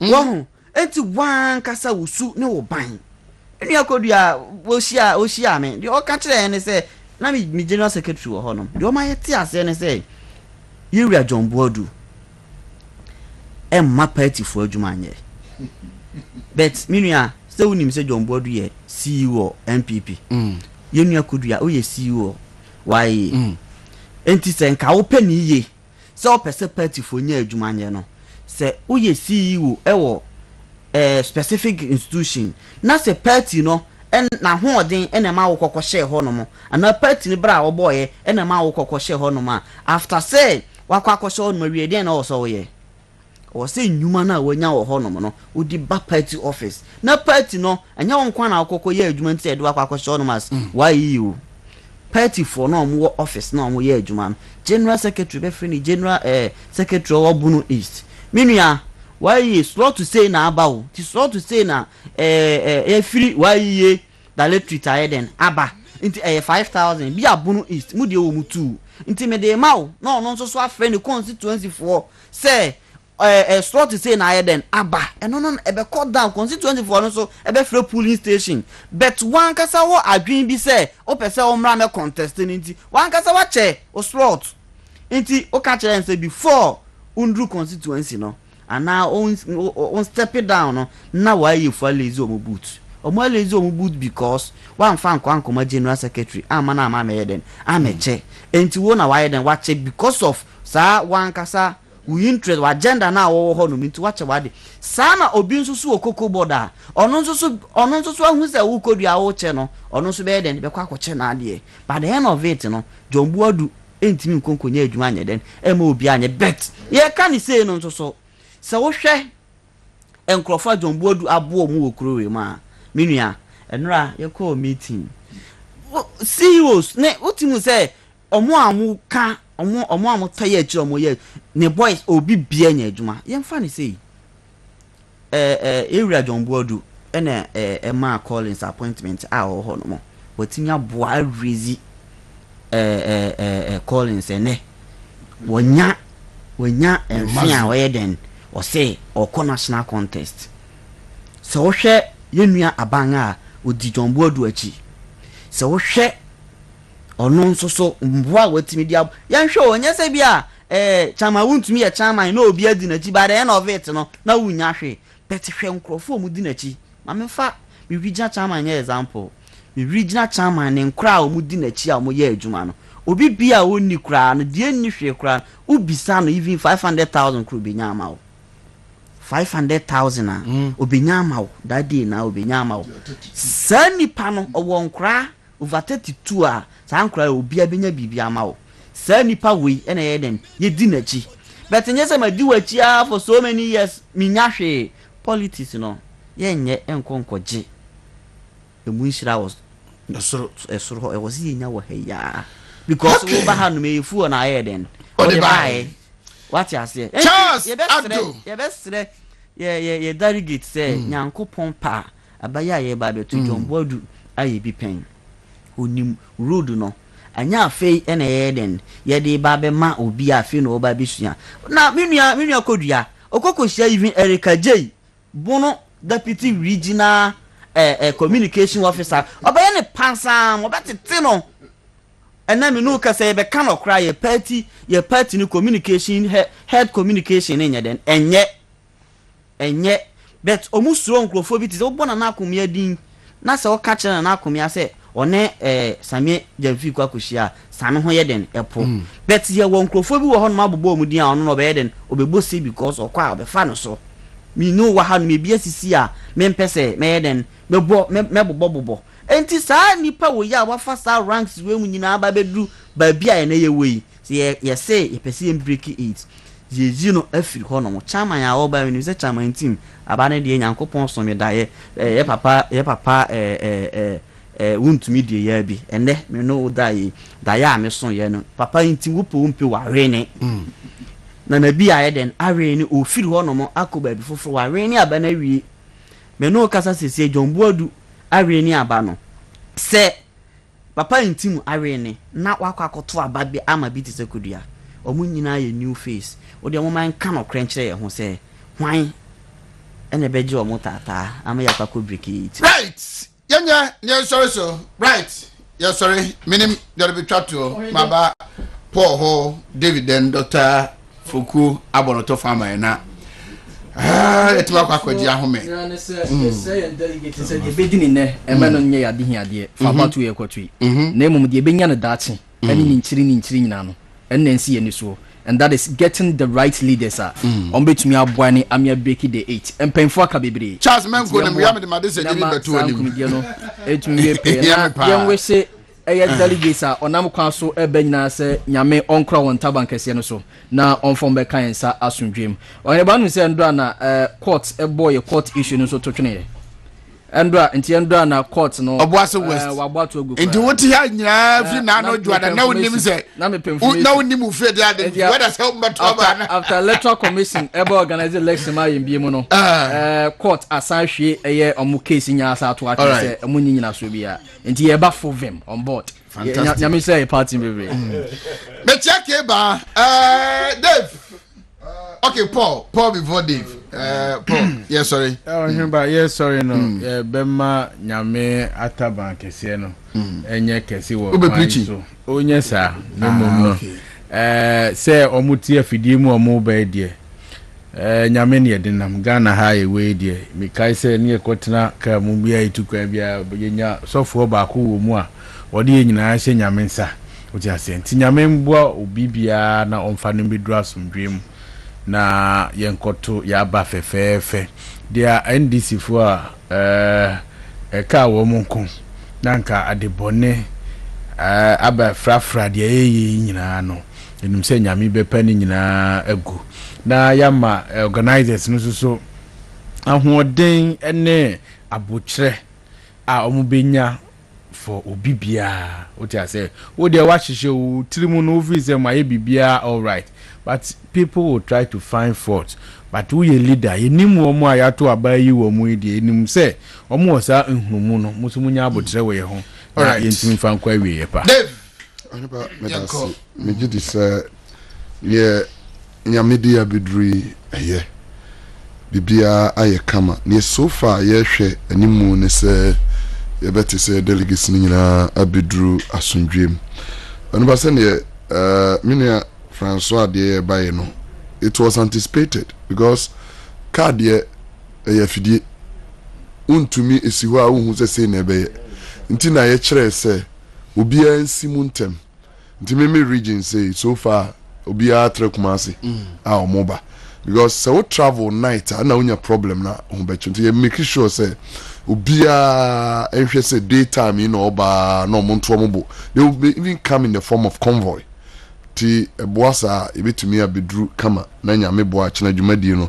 ye de ahyehye so nti ebo nyame pa ma de panchem se chena ebe share stadium fantastic ebe share Dr. Fuku yankoi oh so far so good I think say contestants no akompoto mo yie yeah ekitafo no mom na ebetu o mfo se sa ankode bi obi pena ma ono nti no onye party ni dom enema o mu use the campaign omo ntara mu se mu kenan fa mo party mu nko nkan social media bi no modme aya adwuma yie pa tin se baso mu ten de ama MPP in whole in general against NDC bi betuma aya adwuma pa ntino se omo kofu bi lusu a aya mo nsanso entensan I have seen that e was Ashanti region de animo that time na chairman time no ene nkofu bi de no tun se na ebinum use social media na they were very vibrant kasa time we na wolusu na nka you turn the heat no on NDC ebi anka policies bi e ba na nse IMF ebinum ntiase you turned those energy no e de kwahye na amanfo bebre atiase so they shouldn't definitely acquire tefra here say butu obedane ene nasefo mo nti e bestre omo be win so no omo be sia bebre mfiri chama wontumi ho say obey unifier obedi nkofo ne obedi soja obedi animu no de omakọ akonama entity mu ama disunity de ba it create a lot of problems na the message try to and say mo ben John Bodu no, you should help him to be better and call him the brain because the party cannot afford to lose him. But what the party can get from him is he improving himself, and he alone cannot improve himself. But the rest of you guys help him to move. Thank you. Yadisia niama muso tabiata kun no me pacho ura heba shop.